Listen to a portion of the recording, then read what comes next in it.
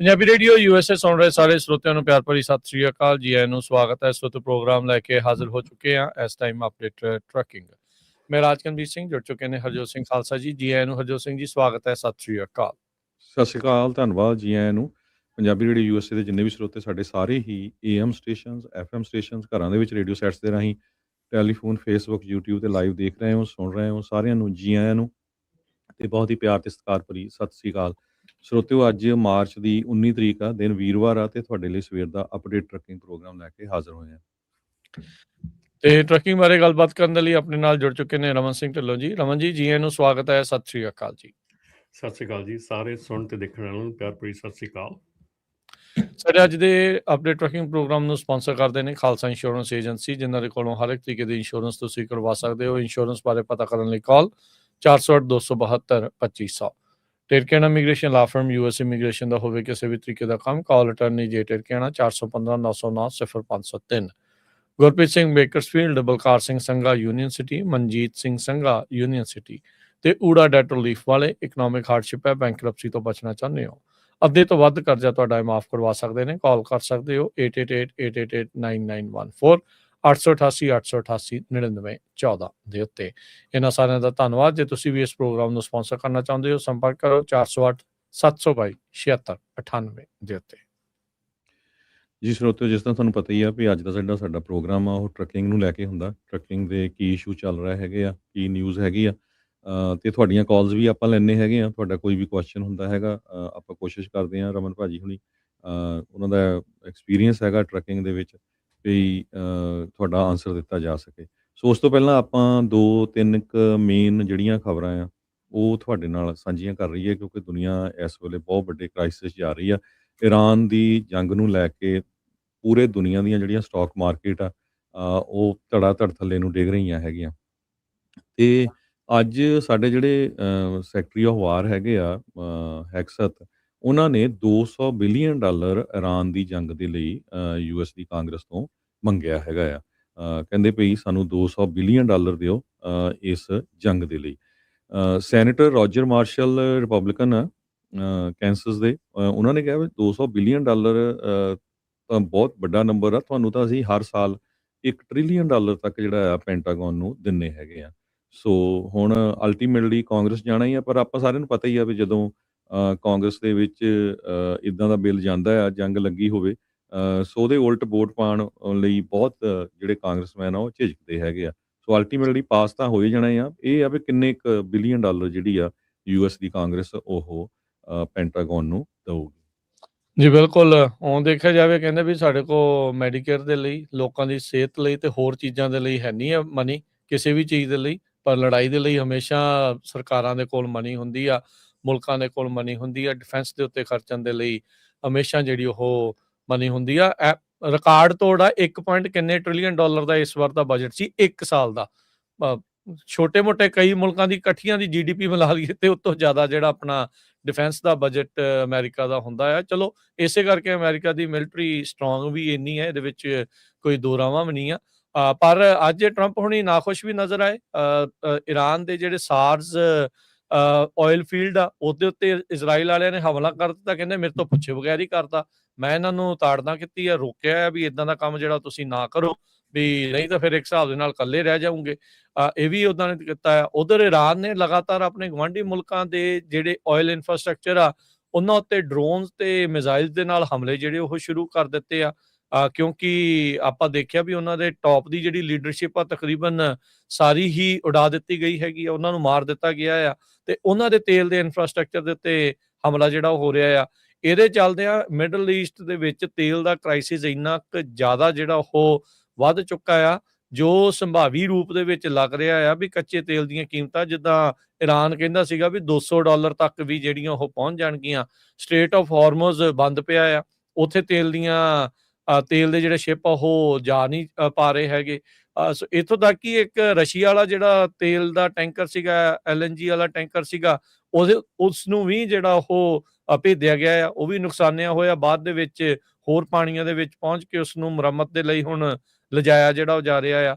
ਸੋ ਬਹੁਤ ਜ਼ਿਆਦਾ ਜਿਹੜੀ ਇਸ ਟਾਈਮ ਸਿਚੁਏਸ਼ਨ ਮਿਡਲ ਈਸਟ ਦੇ ਵਿੱਚ ਕਹਿ ਲਓ ਵੀ ਬਰੂਦ ਵਰਗੀ ਉਹੀ ਬਣੀ ਪਈ ਆ, ਤੇ ਉੱਤੋਂ ਉੱਥੇ ਤੇਲ ਆ, ਉੱਤੋਂ ਬਰੂਦ ਆ, ਤੇ ਉਹ ਆਪਸ ਦੇ ਵਿੱਚ ਸੁਮੇਲ ਕੋਈ ਬੜਾ ਚੰਗਾ ਨਹੀਂ ਹੈਗਾ। ਸੋ ਸਿਚੁਏਸ਼ਨ ਆਉਣ ਵਾਲੇ ਦਿਨਾਂ 'ਚ ਹੋਰ ਵੀ ਮਾੜਾ ਜਿਹੜੀ ਉਹ ਹੋਊਗੀ।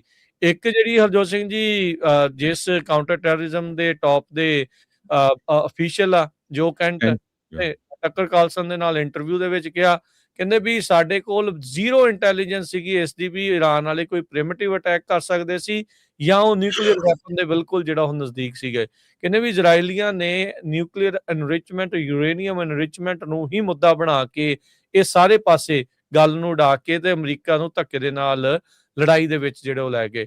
ਉਸਨੇ ਆਪਣੀ ਉਸ ਇੰਟਰਵਿਊ ਦੇ ਵਿੱਚ ਚਾਰਲੀ ਕਰਕ ਨੂੰ ਵੀ ਮੈਂਸ਼ਨ ਕੀਤਾ, ਕਹਿੰਦਾ ਕੁਛ ਮਹੀਨੇ ਪਹਿਲਾਂ ਜਦੋਂ ਉਹਨੂੰ ਮੈਂ ਅਖੀਰਲੀ ਵਾਰ ਜਿੰਦਾ ਦੇਖਿਆ ਸੀਗਾ ਅਸੈਸੀਨੇਸ਼ਨ ਤੋਂ ਪਹਿਲਾਂ, ਉਹ ਵੈਸਟ ਵਿੰਗ ਦੇ ਵਿੱਚ ਮੈਨੂੰ ਜਿਹੜਾ ਉਹ ਮਿਲਿਆ ਸੀ ਤੇ ਸਾਰਿਆਂ ਦੇ ਸਾਹਮਣੇ ਉੱਚੀ ਦੇਣੀ ਜਿਹੜੀ ਉਸਨੇ ਹਾਕ ਲਾ ਕੇ ਮੈਨੂੰ ਕਿਹਾ ਸੀਗਾ ਵੀ ਅਮਰੀਕਾ ਨੂੰ ਇਰਾਨ ਦੇ ਨਾਲ ਲੜਾਈ ਤੋਂ ਰੋਕ ਲਓ, ਕਿਉਂਕਿ ਇਹ ਉਸ ਟਾਈਮ ਦੇ ਉੱਤੇ ਕਾਊਂਟਰ ਇੰਟੈਲੀਜੈਂਸ ਦੇ ਵਿੱਚ ਸੀਗੇ।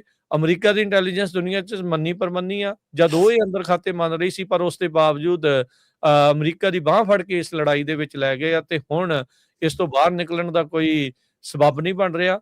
ਜਿਸ ਤਰੀਕੇ ਦੇ ਨਾਲ ਇਹਨਾਂ ਨੇ ਇਰਾਨ ਨੂੰ ਸੋਚਿਆ ਸੀਗਾ ਤੇ ਖਾਸ ਕਰਕੇ ਹੁਣ ਜਦੋਂ ਉਹਨਾਂ ਦਾ ਮੇਨ ਟੌਪ ਦਾ ਰਿਲੀਜੀਅਸ ਲੀਡਰ ਮਾਰਤਾ ਤੇ ਦੁਨੀਆ ਨੇ ਤੇ ਮੁਲਕ ਨੇ ਉਹਨਾਂ ਨੇ ਉਹਦੇ ਪਿੱਛੇ ਇਕੱਠੇ ਹੋ ਜਾਣਾ ਆ ਤੇ ਇਹ ਲੜਾਈ ਇਹਨਾਂ ਦੇ ਹੱਥ ਤੋਂ ਬਾਹਰ ਨਿਕਲਦੀ ਜਿਹੜੀ ਉਹ ਹਾਲ ਦੀ ਘੜੀ ਨਜ਼ਰ ਆ ਰਹੀ ਆ। ਨੋ ਡਾਊਟ ਬੰਬ ਇਹਨਾਂ ਕੋਲ ਜ਼ਿਆਦੇ ਆ, ਉਹ ਸਾਰਾ ਕੁਛ ਆ। ਜੇ ਗਰਾਊਂਡ ਟਰੂਪਸ ਲਾਉਂਦੇ ਆ ਤਾਂ ਵੀ ਮੁਸ਼ਕਲ ਆ, ਕਾਂਗਰਸ ਨਹੀਂ ਅਪਰੂਵ ਕਰੂਗੀ ਤੇ ਕਾਂਗਰਸ ਦੇ ਵਿੱਚ ਜਿਹੜਾ ਹਰਜੋਤ ਸਿੰਘ ਜੀ ਹੁਣ ਜਿਹੜੀ ਲੜਾਈ ਲਾਈ ਆ ਉਹ ਕਾਂਗਰਸ ਦੀ ਅਪਰੂਵਲ ਤੋਂ ਬਗੈਰ ਲਾਈ ਆ, ਪਰ ਪੈਸੇ ਹੁਣ ਕਾਂਗਰਸ ਤੋਂ ਚਾਹੀਦੇ ਆ। ਸੋ ਹੁਣ ਇਹ ਸਿਚੁਏਸ਼ਨ ਦੇ ਵਿੱਚ ਇਸ ਟਾਈਮ ਅਮਰੀਕਾ ਖਾਸਾ ਕਸੂਤਾ ਫਸਿਆ ਪਿਆ ਹੈਗਾ। ਤੁਲਸੀ ਗੈਬਟ ਦੀ ਅੱਜ ਕੱਲ੍ਹ ਹੀਅਰਿੰਗ ਚੱਲ ਰਹੀ ਆ, ਅੱਜ ਕੱਲ੍ਹ ਵੀ ਚੱਲ ਰਹੀ ਸੀ। ਉਹਨਾਂ ਨੇ ਇਹ ਕਿਹਾ ਵੀ ਯੂਐਸ ਤੇ ਇਜ਼ਰਾਈਲ ਦੇ ਸਾਡੇ ਡਿਫਰੈਂਟ ਆਬਜੈਕਟਿਵ ਆ ਇਰਾਨ ਦੇ ਵਿੱਚ। ਪਹਿਲਾਂ ਸਾਰੇ ਕਹਿੰਦੇ ਸੀ ਵੀ ਅਸੀਂ ਓਵਰਟਰਨ ਕਰਨਾ ਹੈਗਾ ਆ ਉੱਥੇ ਦੀ ਸਰਕਾਰ ਨੂੰ, ਤੇ ਦੂਸਰੇ ਪਾਸੇ ਇਜ਼ਰਾਈਲ ਵਾਲੇ ਹੁਣ ਸ਼ਰੇਆਮ ਟਰੰਪ ਹੋਣਾ ਦੇ ਉਲਟ ਆ ਗਿਆ, ਕਹਿੰਦੇ ਵੀ ਨਹੀਂ ਜੀ, ਟਰੰਪ ਹੋਣਾ ਦੀ ਸੁਲ੍ਹਾ ਦੇ ਨਾਲ ਹੀ ਜਿਹੜੇ ਆ ਇਹ ਜਿਹੜਾ ਸਾਊਥ ਪਾਰਸ ਗੈਸ ਫੀਲਡ ਆ ਉੱਥੇ ਅਟੈਕ ਕੀਤਾ ਗਿਆ। ਹਜੇ ਕਿ ਟਰੰਪ ਹੋਣਾ ਨੇ ਤੁਸੀਂ ਪਹਿਲਾਂ ਹੀ ਕਹਿ ਚੁੱਕੇ ਆ ਵੀ ਉਹ ਕਾਫੀ ਗੁੱਸੇ ਆ ਵੀ ਇਹ ਕੰਮ ਨਹੀਂ ਕਰਨਾ। ਉਹਨੇ ਪਹਿਲਾਂ ਵੀ ਸਟੇਟਮੈਂਟ ਦਿੱਤੀਆਂ ਸੀਗੀਆਂ ਵੀ ਅਸੀਂ ਇਰਾਨ ਦੇ ਲੋਕਾਂ ਦੇ ਉਲਟ ਨਹੀਂ ਹੈ, ਇਰਾਨ ਦਾ ਜਿਹੜਾ ਇਨਫਰਾਸਟਰਕਚਰ ਆ ਉਹਨੂੰ ਮੈਸਅਪ ਨਹੀਂ ਕਰਨਾ ਚਾਹੁੰਦੇ ਹੈਗੇ, ਅਸੀਂ ਉੱਥੇ ਦੀ ਜਿਹੜੀ ਸਰਕਾਰ ਆ ਉਹਨੂੰ ਬਦਲਣਾ ਚਾਹੁੰਦੇ ਹੈਗੇ ਆ। ਸੋ ਡੋਨਲਡ ਟਰੰਪ ਹੋਣਾ ਨੇ ਇਹ ਕਿਹਾ ਸੀ ਵੀ ਅਸੀਂ ਇਨਵੋਲਵ ਨਹੀਂ। ਇਜ਼ਰਾਈਲ ਵਾਲੇ ਹੁਣੇ 1 ਘੰਟਾ ਪਹਿਲਾਂ ਉਹਨਾਂ ਨੇ ਕਿਹਾ ਵੀ ਨਹੀਂ, ਪ੍ਰੈਜ਼ੀਡੈਂਟ ਟਰੰਪ ਨੂੰ ਪੂਰਾ ਪਤਾ ਸੀ। ਤੇ ਪੀਟ ਹੈਗਸਥ ਹੁਣੀ ਜਿਹੜੇ ਡਿਫੈਂਸ ਦੇ ਸੈਕਟਰੀ ਹੈਗੇ ਆ ਵਾਰ ਦੇ, ਉਹਨਾਂ ਨੇ ਇਹ ਕਿਹਾ ਵੀ ਪ੍ਰੈਜ਼ੀਡੈਂਟ ਟਰੰਪ ਨੂੰ ਇਹਦੇ ਬਾਰੇ ਪਤਾ ਹੀ ਨਹੀਂ ਸੀ। ਜੀ ਬਿਲਕੁਲ। ਸੋ ਇਹ ਸਿਚੁਏਸ਼ਨ ਜਿਹੜੀ ਉਧਰ ਬਣੀ ਪਈ ਆ। ਇੱਕ ਜਿਹੜੀ ਹਰਜੋਤ ਸਿੰਘ ਜੀ ਇੱਥੋਂ ਦੀ ਫਰੈਜ਼ਨੋ ਵਾਲੀ ਲੋਕਲ ਖਬਰ ਵੀ ਕਰਕੇ ਜਾਈਏ, ਸੀਜ਼ਰ ਸ਼ਾਵੇਜ਼ ਦਾ ਬਹੁਤ ਜ਼ਿਆਦਾ ਰੌਲਾ ਪੈ ਗਿਆ। ਫਰੈਜ਼ਨੋ ਦੀ ਜਿਹੜੀ ਯੂਨੀਵਰਸਿਟੀ ਆ, ਫਰੈਜ਼ਨੋ ਸਟੇਟ ਯੂਨੀਵਰਸਿਟੀ, ਉਸ ਦੇ ਵਿੱਚ ਜਿਹੜਾ ਸੀਜ਼ਰ ਸ਼ਾਵੇਜ਼ ਦਾ ਬੁੱਤ ਲੱਗਾ ਸੀ ਉੱਤੇ ਹੁਣ ਕਾਲੇ ਕੱਪੜੇ ਟਾਰਪ ਜਿਹੜੀ ਉਹ ਪਾ ਦਿੱਤੀ ਗਈ ਆ।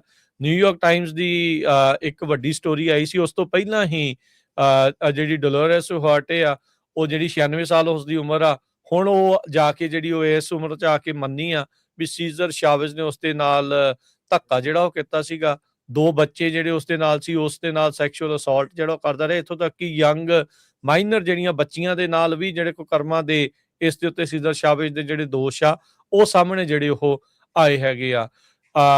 ਜਿਹੜੀ ਡੋਲੋਰਸ ਹੁਆਰਟੇ ਆ, ਉਸਨੇ ਡੋਲੋਰਸ ਹੁਆਰਟੇ ਨੇ ਵੀ ਹੁਣ ਨਿਊਯਾਰਕ ਟਾਈਮਸ ਦੀ ਰਿਪੋਰਟ ਆਉਣ ਤੋਂ ਪਹਿਲਾਂ ਜਾ ਕੇ ਜਿਹੜਾ ਹਰਜੋਤ ਸਿੰਘ ਜੀ ਸਟੇਟਮੈਂਟ ਜਿਹੜੀ ਉਹ ਜਾਰੀ ਕੀਤੀ ਵੀ ਇੰਨੇ ਸਾਲ ਉਸੇ ਹੀ ਥਾਂ ਦੇ ਉੱਤੇ ਜਿਹੜੀ ਉਹ ਰਹਿੰਦੀ ਹੋਈ, ਪਹਿਲੋਂ ਜਿਹੜਾ ਉਸ ਦੇ ਬਾਰੇ ਉਹ ਨਹੀਂ ਜਿਹੜਾ ਉਹ ਦੱਸਿਆ। ਲੋਕ ਉਸ ਦੇ ਉੱਤੇ ਵੀ ਸਵਾਲ ਜਿਹੜਾ ਉਹ ਕਰ ਰਹੇ ਆ, ਪਰ ਇੱਕ ਕਾਫੀ ਟਾਲ ਫਿਗਰ ਫਾਰਮ ਵਰਕਰਸ ਦੇ ਰਾਈਟ ਦੇ ਲਈ ਜੂਝਣ ਵਾਲਾ ਜਿਹੜਾ ਬੰਦਾ ਆ, ਉਸ ਦੇ ਬਾਰੇ ਹੁਣ ਉਸ ਦੀ ਮੌਤ ਤੋਂ ਕਈ ਸਾਲ ਬਾਅਦ ਦੇ ਵਿੱਚ ਇਹ ਚੀਜ਼ ਆਈ ਆ ਤੇ ਇਸ ਟਾਈਮ ਟੋਟਲੀ ਉਹਦਾ ਨਾਮ ਕਹਿ ਲਓ ਵੀ ਮਿੱਟੀ ਦੇ ਵਿੱਚ ਮਿਲ ਚੁੱਕਾ ਆ।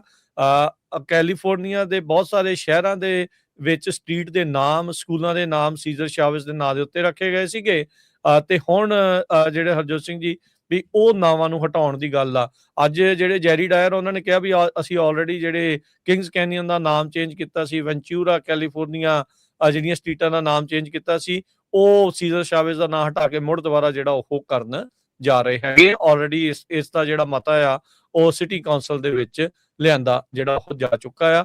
ਹੁਣ ਸਕੂਲਾਂ ਦਾ ਦੇਖਣਾ ਹੋਊਗਾ ਹਰਜੋਤ ਸਿੰਘ ਜੀ, ਜਿਹਦਾ ਦੇ ਨਾਮ ਸੀਜ਼ਰ ਸ਼ਾਬਿਸ਼ ਦੇ ਉੱਤੇ ਆ, ਵੀ ਉਸ ਦਾ ਕਿਸ ਤਰੀਕੇ ਦੇ ਨਾਲ ਉਹ ਚੇਂਜ ਕਰਦੇ ਹੈਗੇ ਆ। ਆਲਰੇਡੀ ਬਹੁਤ ਸਾਰੇ ਸ਼ਹਿਰਾਂ ਦੇ ਵਿੱਚ ਇਹ ਕੰਮ ਸ਼ੁਰੂ ਹੋ ਚੁੱਕਾ ਹੈਗਾ।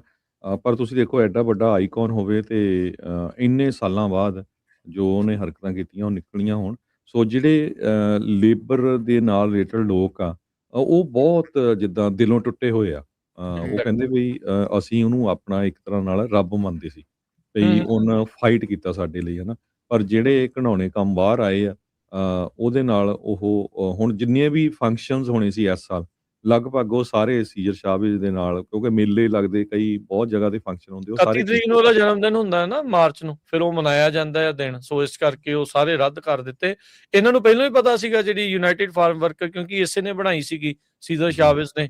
ਇਹਨਾਂ ਨੂੰ ਜਦੋਂ ਪਤਾ ਸੀਗਾ ਵੀ ਇਹ ਆਰਟੀਕਲ ਆਉਣ ਜਾ ਰਿਹਾ ਆ, ਤੇ ਇਹਨਾਂ ਨੇ ਪਹਿਲਾਂ ਹੀ ਜਿਹੜੇ ਪ੍ਰੋਗਰਾਮ ਆ ਉਸਦੇ ਕੈਂਸਲ ਜਿਹੜੇ ਉਹ ਕਰ ਦਿੱਤੇ ਸੀਗੇ ਜੀ। ਤੇ ਹੁਣ ਆਪਾਂ ਜਿਹੜਾ ਹਰਜੋਤ ਜੀ, ਰਮਨ ਜੀ, ਟਰੱਕਿੰਗ ਦੇ ਬਾਰੇ ਗੱਲਬਾਤ ਜਿਹੜੀ ਉਹ ਕਰਦੇ ਆ। ਟਰੱਕਿੰਗ ਇੰਡਸਟਰੀ ਦੇ ਵਿੱਚ ਵੱਡੇ ਜਿਹੜੇ ਚੇਂਜਿਸ ਆ, ਬਦਲਾਵ ਆ, ਉਹ ਲਗਾਤਾਰ ਆ ਰਹੇ ਆ। ਖਾਸ ਕਰਕੇ ਉਦੋਂ ਤੋਂ ਜਦੋਂ ਆਪਾਂ ਦੇਖਿਆ ਵੀ ਇਹ ਪ੍ਰਸ਼ਾਸਨ ਆਇਆ ਆ, ਉਹਨਾਂ ਨੇ ਕਾਫੀ ਜਿਹੜੇ ਬਦਲਾਵਾਂ ਦੇ ਵੱਲ ਨੂੰ ਇਹਨਾਂ ਦੀਆਂ ਜਿਹੜੀਆਂ ਨੀਤੀਆਂ ਉਹ ਸਾਹਮਣੇ ਆ ਰਹੀਆਂ ਆ। ਇੰਡਸਟਰੀ ਦੇ ਵਿੱਚ ਨੋ ਡਾਊਟ ਬਹੁਤ ਜਿਹੜਾ ਕੰਮ ਆ ਇਦਾਂ ਦਾ ਵੀ ਵਿਗੜਿਆ ਪਿਆ ਸੀਗਾ। ਲੋਕ, ਇੰਡਸਟਰੀ ਵੀ ਚਾਹੁੰਦੀ ਸੀ ਵੀ ਇਸ ਦੇ ਵਿੱਚ ਸੁਧਾਰ ਜਿਹੜੇ ਉਹ ਆਉਣ, ਪਰ ਹੁਣ ਉਸ ਦੇ ਚੱਲਦਿਆਂ ਬਹੁਤ ਸਾਰੇ ਲੋਕ, ਉਹਨਾਂ ਨੂੰ ਇਦਾਂ ਵੀ ਫੀਲ ਹੋ ਰਿਹਾ ਵੀ ਸਾਨੂੰ ਵੀ ਇਸ ਦੇ ਵਿੱਚ ਨਜਾਇਜ਼ ਹੀ ਜਿਹੜਾ ਉਹ ਰਗੜਾ ਲੱਗ ਰਿਹਾ ਹੈਗਾ ਆ। ਉਤੋਂ ਤੇਲ ਦੀਆਂ ਕੀਮਤਾਂ ਅਸਮਾਨ ਨੂੰ ਛੂਹ ਰਹੀਆਂ ਆ। ਸਪਲਾਈ ਚੇਨ ਦੀ ਵੱਡੀ ਜਿਹੜੀ ਉਹ ਦਿੱਕਤ ਜਿਹੜੀ ਉਹ ਆਈ ਆ। ਰਮਨ ਜੀ, ਇਸੇ ਚੀਜ਼ ਤੋਂ ਸ਼ੁਰੂਆਤ ਕਰ ਲੈਂਦੇ ਆ ਵੀ ਮੌਜੂਦਾ ਤੌਰ ਦੇ ਉੱਤੇ ਇੰਡਸਟਰੀ ਦੇ ਖਾਸ ਕਰਕੇ ਇਹ ਕੌਨਫਲਿਕਟ ਦੇ ਚੱਲਦੇ ਆ ਕੀ ਸਥਿਤੀ ਆ। ਕੌਨਫਲਿਕਟ ਹੋਰ ਜ਼ਿਆਦਾ ਇਸ ਟਾਈਮ ਘਮਸਾਨ ਜਿਹੜਾ ਉਹ ਵਧਿਆ ਆ ਇੰਡਸਟਰੀ ਦੇ ਵਿੱਚ ਵੀ, ਕੀ ਉਹ ਸੇਮ ਰਿਫਲੈਕਟ ਹੋ ਰਿਹਾ ਹੈ?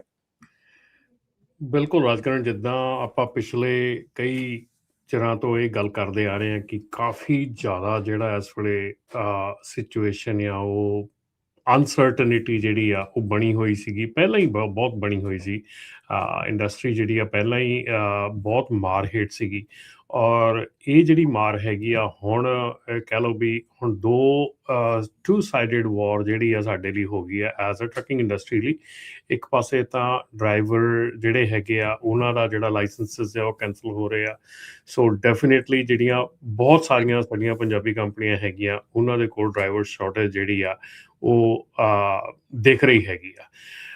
ਉਸ ਤੋਂ ਬਾਅਦ ਜਿਹੜਾ ਡੀਜ਼ਲ ਦੀ ਜਿਹੜੀ ਪ੍ਰਾਈਸਿੰਗ ਆ ਉਹ ਬਹੁਤ ਵੱਡੀ ਮਾਰ ਪੈ ਰਹੀ ਹੈਗੀ ਆ ਇਸ ਵੇਲੇ ਇੰਡਸਟਰੀ ਨੂੰ। ਸੋ ਟੂ ਸਾਈਡਡ ਜਿਹੜੀ ਵਾਰ ਆ ਸਾਡੇ ਲਈ ਤਾਂ ਉਹ ਹੈਗੀ ਆ ਟਰੱਕਿੰਗ ਇੰਡਸਟਰੀ ਦੇ ਲਈ। ਔਰ ਇਹਦੇ ਨਾਲ ਨਾਲ ਜਿਹੜੇ ਕਾਨੂੰਨ ਬਣ ਜਾ ਰਹੇ ਆ, ਜਿਹੜੇ ਕਾਨੂੰਨ ਬਣ ਰਹੇ ਆ, ਆਪਾਂ ਬੜੇ ਚਿਰ ਤੋਂ ਇਹ ਗੱਲਾਂ ਕਰਦੇ ਆ ਰਹੇ ਹਾਂ ਕਿ ਜਿੱਦਾਂ ਦੀਆਂ ਆਪਾਂ ਚੀਜ਼ਾਂ ਦੇਖ ਰਹੇ ਸੀ ਟਰੱਕਿੰਗ ਇੰਡਸਟਰੀ ਦੇ ਵਿੱਚ, ਇਹ ਆਉਣ ਵਾਲੇ ਸਮੇਂ ਦੇ ਵਿੱਚ ਇਹ ਕਾਨੂੰਨ ਜਿਹੜੇ ਆ ਇਹ ਬਣਦੇ ਜਾਣੇ ਆ, ਸਖਤ ਹੁੰਦੇ ਜਾਣੇ ਆ, ਕਿਉਂਕਿ ਬਹੁਤ ਜ਼ਿਆਦਾ ਲੀਨੀਅੰਸੀ ਜਿਹੜੀ ਆ ਉਹ ਵੀ ਕਦੀ ਕਦੀ ਕੰਮ ਸਾਰਾ ਖਰਾਬ ਕਰ ਦਿੰਦੀ ਆ। ਸੋ ਇਸ ਵੇਲੇ ਇੰਡਸਟਰੀ ਬਿਲਕੁਲ ਕਨਫਿਊਜ਼ਨ, ਬਹੁਤ ਜ਼ਿਆਦਾ ਕਨਫਿਊਜ਼ਨ ਦੇ ਵਿੱਚ ਹੈਗੀ ਆ। ਸੀਜ਼ਨ ਸ਼ੁਰੂ ਹੋਣ ਵਾਲਾ ਆ, ਇੱਕ ਥੋੜ੍ਹੀ ਸਮਰ ਜਲਦੀ ਆ ਗਈ ਆ। ਹਰ ਇੱਕ ਫੈਕਟਰ ਜਿਹੜਾ ਆ ਉਹ ਉਲਟ ਕੰਮ ਕਰ ਰਿਹਾ ਹੈਗਾ। ਸਮਰ ਥੋੜ੍ਹੀ ਜਿਹੀ ਜਲਦੀ ਆਉਣ ਕਰਕੇ ਵੀ ਜਿਹੜਾ ਥੋੜ੍ਹਾ, ਕਿਉਂਕਿ ਜਿਹੜੇ ਆਪਣੇ ਪਲਾਂਟਸ ਹੈਗੇ ਆ ਜਾਂ ਜਿਹੜੀਆਂ ਆਪਣੀਆਂ ਫਸਲਾਂ ਹੈਗੀਆਂ ਉਹਨਾਂ ਦੇ ਉੱਤੇ ਵੀ ਜਿਹੜਾ ਸਹੀ ਅਸਰ ਨਹੀਂ ਪੈਂਦਾ ਹੈਗਾ ਟਾਈਮ 'ਤੇ ਹੀ ਸਾਰਾ ਕੁਝ ਹੋਵੇ, ਠੀਕ ਆ। ਸੋ ਇਸ ਕਰਕੇ ਹਰ ਪਾਸਿਓਂ ਜਿਹੜੀ ਹੈ ਨਾ ਉਹ ਚੀਜ਼ ਜਿਹੜੀ ਇੱਦਾਂ ਲੱਗ ਰਹੀ ਹੈ ਵੀ ਮਾਰ ਪੈ ਰਹੀ ਹੈਗੀ ਆ। ਔਰ ਕਾਨੂੰਨ ਜਿਹੜੇ ਬਣ ਰਹੇ ਹੈਗੇ ਆ ਉਹ ਆਬਵੀਅਸਲੀ ਆਪਾਂ ਬੜੇ ਚਿਰ ਤੋਂ ਇਹ ਚੀਜ਼ਾਂ ਪ੍ਰੈਡਿਕਟ ਕਰਦੇ ਆ ਰਹੇ ਆ ਕਿ ਜਿਹੜੇ ਕਾਨੂੰਨ ਹੈਗੇ ਆ, ਜੇ ਹੁਣ ਗੱਲ ਕਰੀਏ ELD ਦੀ, ਤੇ ਜਿਹੜਾ ELD ਦੇ ਬਾਰੇ ਦੇ ਵਿੱਚ ਕਾਨੂੰਨ ਬਣਨ ਜਾ ਰਿਹਾ ਹੈਗਾ, CBSA ਨੇ ਕਾਨੂੰਨ ਤਾਂ ਨਹੀਂ ਇਹ ਕਹਾਂਗੇ, ਇਹ ਇੰਸਟਰਕਸ਼ਨਸ ਆਈਆਂ ਹੈਗੀਆਂ, ਨਵੀਆਂ ਇੰਸਟਰਕਸ਼ਨਸ ਦਿੱਤੀਆਂ ਹੈਗੀਆਂ ਕਿ ਇੰਸਪੈਕਟਰਸ ਨੂੰ ਕਿ ਜਿਹੜੀਆਂ ਇਹ ਚੀਜ਼ਾਂ ਜਿਹੜੀਆਂ ਹੈਗੀਆਂ ਇਹਨਾਂ ਦੇ ਉੱਤੇ ਕਿੱਦਾਂ ਹੁਣ ਗਾਂਹ ਤੋਂ ਜਿਹੜਾ ਅਸਰ ਹੋਣਾ। ਇਹਦਾ ਮਤਲਬ ਕੀ ਛੇੜਖਾਨੀ ਦੇ ਉੱਤੇ ਮਤਲਬ ਸਖਤੀ ਆ, ਮਤਲਬ ਹਾਂਜੀ। ਹੁਣ April 1 ਤੋਂ ਬਾਅਦ ਜੇ ਤੁਹਾਡੀ ELD ਦੇ ਵਿੱਚ ਕੋਈ ਵੀ ਛੇੜਖਾਨੀ ਜਾਂ ਕੋਈ ਵੀ ਐਡੀਟਿੰਗ ਜਾਂ ਕੋਈ ਵੀ ਐਸੀ ਚੀਜ਼ ਜੇ ਇੰਸਪੈਕਟਰ ਨੂੰ ਦਿਖ ਜਾਂਦੀ ਆ ਜਾਂ ਤੁਹਾਡੀ ELD ਦੀ ਵਾਇਓਲੇਸ਼ਨ ਹੁੰਦੀ ਆ, ਤੇ April 1 ਤੋਂ ਬਾਅਦ ਤੁਹਾਨੂੰ ਆਊਟ ਆਫ ਸਰਵਿਸ ਕਰ ਦਿੱਤਾ ਜਾਂਦਾ ਆ। ਆਊਟ ਆਫ ਸਰਵਿਸ ਦਾ ਮਤਲਬ ਹੈ ਕਿ ਡਰਾਈਵਰ ਜਿਹੜਾ ਆ ਉਹ 10 ਘੰਟੇ ਲਈ ਉੱਥੇ ਸਕੇਲ 'ਤੇ, ਉੱਥੇ ਇੰਸਪੈਕਸ਼ਨ ਵਾਲੀ ਜਗ੍ਹਾ 'ਤੇ ਉੱਥੇ ਹੀ ਸੌਂਗਾ, ਉੱਥੇ ਹੀ ਰੁਕੂਗਾ। ਸੋ ਉਹਦਾ ਕੀ ਮਤਲਬ ਆ, ਆਊਟ ਆਫ ਸਰਵਿਸ ਦਾ ਮਤਲਬ ਕੀ ਹੈ ਕਿ ਆਊਟ ਆਫ ਸਰਵਿਸ ਦੇ ਨਾਲ ਤੁਹਾਡੀ ਕੰਪਨੀ ਦਾ ਜਿਹੜਾ ਸਕੋਰ ਹੈਗਾ ਆ ਉਹ ਸਪਾਈਕ ਬਹੁਤ ਜ਼ਿਆਦਾ ਕਰ ਜਾਂਦਾ ਹੈਗਾ। ਤੁਹਾਨੂੰ ਜਿਹੜੀ CBSA ਦਾ ਸਕੋਰ ਹੈਗਾ, ਜਿਹੜਾ ਤੁਹਾਡਾ ਕੰਪਨੀ ਸਕੋਰ ਹੈਗਾ, ਉਹ ਬਹੁਤ ਸਪਾਈਕ ਕਰਦਾ ਬਹੁਤ ਜਲਦੀ, ਤੇ ਉਹਦੇ ਨਾਲ ਤੁਹਾਨੂੰ ਫਿਰ ਲੋਡ ਮਿਲਣੇ ਜਿਹੜੇ ਆ ਉਹ ਬੰਦ ਹੋ ਜਾਂਦੇ ਆ। ਪਰ ਇਹਦੇ ਵਿੱਚ ਇਹਨਾਂ ਨੇ ਇਹ ਵੀ ਚੀਜ਼ ਕਰਤੀ ਆ ਕਿ ਜੇ ਤੁਹਾਡੀ ELD ਦਾ ਡਾਟਾ ਜਾਂ ਕੋਈ ਵੀ ਵਾਇਲੇਸ਼ਨ ਹੈਗੀ ਆ, ਉਹ ਕਿੰਨੀ ਕੁ ਸੀਰੀਅਸ ਹੈਗੀ ਆ, ਉਹਦੇ ਅਕੋਰਡਿੰਗਲੀ CBSA ਦੇ ਆਫਿਸਰ ਨੂੰ ਉੱਥੇ ਡਿਸੀਜਨ ਲੈਣ ਲਈ ਕਿਹਾ ਗਿਆ। ਡਿਫਰੈਂਟ ਚੀਜ਼ਾਂ ਉਹਨਾਂ ਨੇ ਦੱਸੀਆਂ ਹੈਗੀਆਂ, ਚਾਹੇ ਉਹ ਫਾਲਸ ELD ਹੈਗੀ ਆ।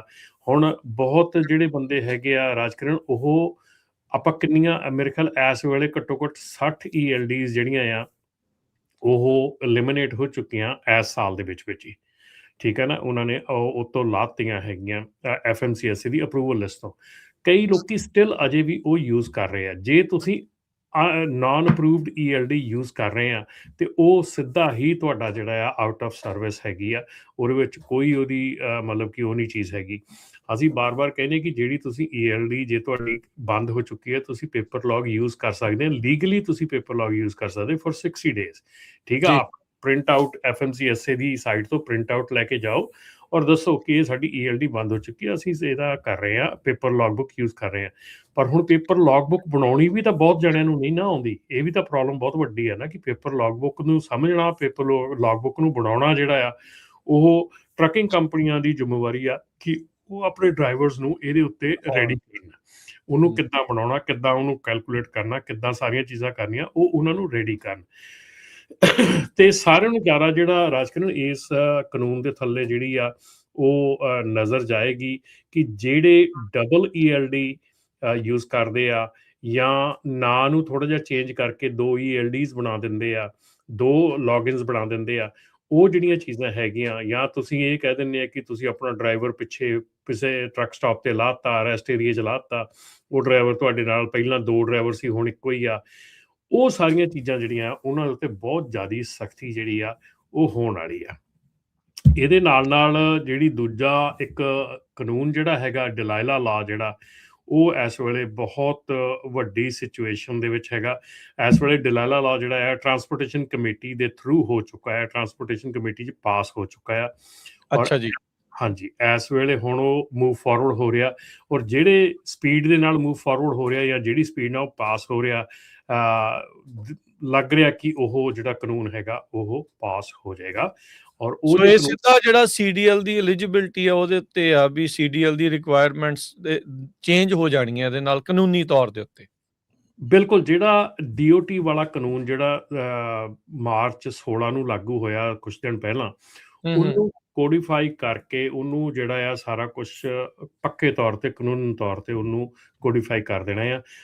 ਇਹਦੇ ਵਿੱਚ ਜਿਹੜੇ non domicile license, existing license ਆ, ਉਹ ਗ੍ਰੈਂਡਫਾਦਰਡ ਇਨ ਕੀਤੇ ਗਏ ਆ ਕਿ ਉਹਨਾਂ ਨੂੰ ਰੱਖਿਆ ਗਿਆ ਵਿੱਚ ਕਿ ਹਾਲ ਦੀ ਘੜੀ ਉਹਨਾਂ ਨੂੰ ਕੈਂਸਲ ਨਹੀਂ ਕੀਤਾ ਗਿਆ। ਪਰ ਆਉਣ ਵਾਲੇ ਸਮੇਂ ਦੇ ਵਿੱਚ ਜਿੱਦਾਂ ਉਹ ਲਾਇਸੈਂਸਿਸ ਐਕਸਪਾਇਰ ਹੋਈ ਜਾਣਗੇ, ਜਿੱਦਾਂ ਆਪਾਂ ਪਹਿਲਾਂ ਵੀ ਪਿਛਲੇ DOT ਦੇ ਕਾਨੂੰਨ ਦੇ ਵਿੱਚ ਵੀ ਇਹੋ ਹੀ ਗੱਲ ਸੀ ਕਿ ਜਿਵੇਂ ਉਹ ਲਾਇਸੈਂਸ ਐਕਸਪਾਇਰ ਹੋਈ ਜਾਣਗੇ, ਉਵੇਂ ਉਹ ਜਿਹੜੇ ਡਰਾਈਵਰ ਆ ਆਊਟ ਆਫ ਡਰਾਈਵ ਫੋਰਸ ਦੇ ਵਿੱਚੋਂ ਨਿਕਲਦੇ ਜਾਣਗੇ। ਪਰ ਇਹਦੇ ਵਿੱਚ ਇੱਕ ਗੱਲ ਜ਼ਰੂਰ ਆ ਕਿ ਬਹੁਤ ਆਪਣੇ ਜਿਹੜੇ ਡਰਾਈਵਰ ਐਸੇ ਹੈਗੇ ਆ, ਆਪਣੇ ਨਾਨ ਡੋਮਿਸਾਈਲ ਡਰਾਈਵਰ ਜਿਨ੍ਹਾਂ ਦੇ ਲਾਇਸੈਂਸ ਗਏ ਹੈਗੇ ਆ ਜਾਂ ਜਿਨ੍ਹਾਂ ਦੇ ਲਾਇਸੈਂਸ ਕੈਂਸਲ ਹੋਏ ਹੈਗੇ ਆ ਜੀ, ਉਹਨਾਂ ਦੀ ਐਲੀਜੀਬਿਲਿਟੀ ਜਿਹੜੀ ਅੱਜ ਸ਼ਾਇਦ ਨਹੀਂ ਰਹੀ ਹੈਗੀ, ਲੇਕਿਨ ਆਉਣ ਵਾਲੇ ਸਮੇਂ ਦੇ ਵਿੱਚ ਉਹਨਾਂ ਦੀ ਐਲੀਜੀਬਿਲਿਟੀ ਫਿਰ ਆ ਸਕਦੀ ਆ। ਕਿਉਂਕਿ ਜਦੋਂ ਤੁਸੀਂ ਆਪਣਾ ਸਟੇਟਸ ਤੁਹਾਡਾ ਚੇਂਜ ਹੁੰਦਾ, ਮੰਨ ਲਓ ਕਿ ਤੁਸੀਂ ਕੱਲ੍ਹ ਨੂੰ ਗ੍ਰੀਨ ਕਾਰਡ ਤੁਹਾਡਾ ਅਪਰੂਵ ਹੋ ਕੇ ਗ੍ਰੀਨ ਕਾਰਡ ਆ ਜਾਂਦਾ ਜਾਂ ਸਿਟੀਜ਼ਨ ਬਣਦੇ ਆ ਕਈ, ਸੋ ਕਈ ਸਿਚੁਏਸ਼ਨ ਜਿਹੜੀਆਂ ਤੁਹਾਡੀ ਲਾਈਫ 'ਚ ਚੇਂਜ ਹੁੰਦੀਆਂ, ਸੋ ਇਹ ਜਿਹੜੀ ਐਲੀਜੀਬਿਲਿਟੀ ਆ ਇਹ ਫਿਰ ਦੁਬਾਰਾ ਤੋਂ ਤੁਹਾਡੀ ਲਾਈਫ ਦੇ ਵਿੱਚ ਆ ਸਕਦੀ ਆ। ਸੋ ਇਸ ਦੇ ਲਈ ਇਹ ਨਾ ਕਰੋ ਕਿ ਅੱਜ ਉਹਦੇ ਲਈ ਕੁਛ ਤੁਸੀਂ ਗਲਤ ਕੰਮ ਕਰੋ ਜਾਂ ਕਿਸੇ ਤਰੀਕੇ ਨਾਲ ਉਹਨੂੰ ਕਾਇਮ ਰੱਖਣ ਦੀ ਕੋਸ਼ਿਸ਼ ਕਰੋ। ਜੇ if your licence is going away, that doesn't mean it will go away for life. ਤੁਸੀਂ ਅੱਜ ਜਾ ਰਿਹਾ ਹੈਗਾ, ਕੱਲ੍ਹ ਨੂੰ ਐਲੀਜੀਬਿਲਿਟੀ ਫਿਰ ਹੋ ਜਾਂਦੀ ਆ, ਤੁਸੀਂ ਫਿਰ ਵਰਕਫੋਰਸ 'ਚ ਆ ਸਕਦੇ ਆ। ਪਰ ਉਦੋਂ ਤੱਕ ਲਈ ਹੁਣ ਜਿਹੜੀ ਉਹਨਾਂ ਨੇ ਜਿਹੜੀ ਚੀਜ਼ ਇਹ ਕਹੀ ਆ ਕਿ all knowledge and skill test must be given only in English.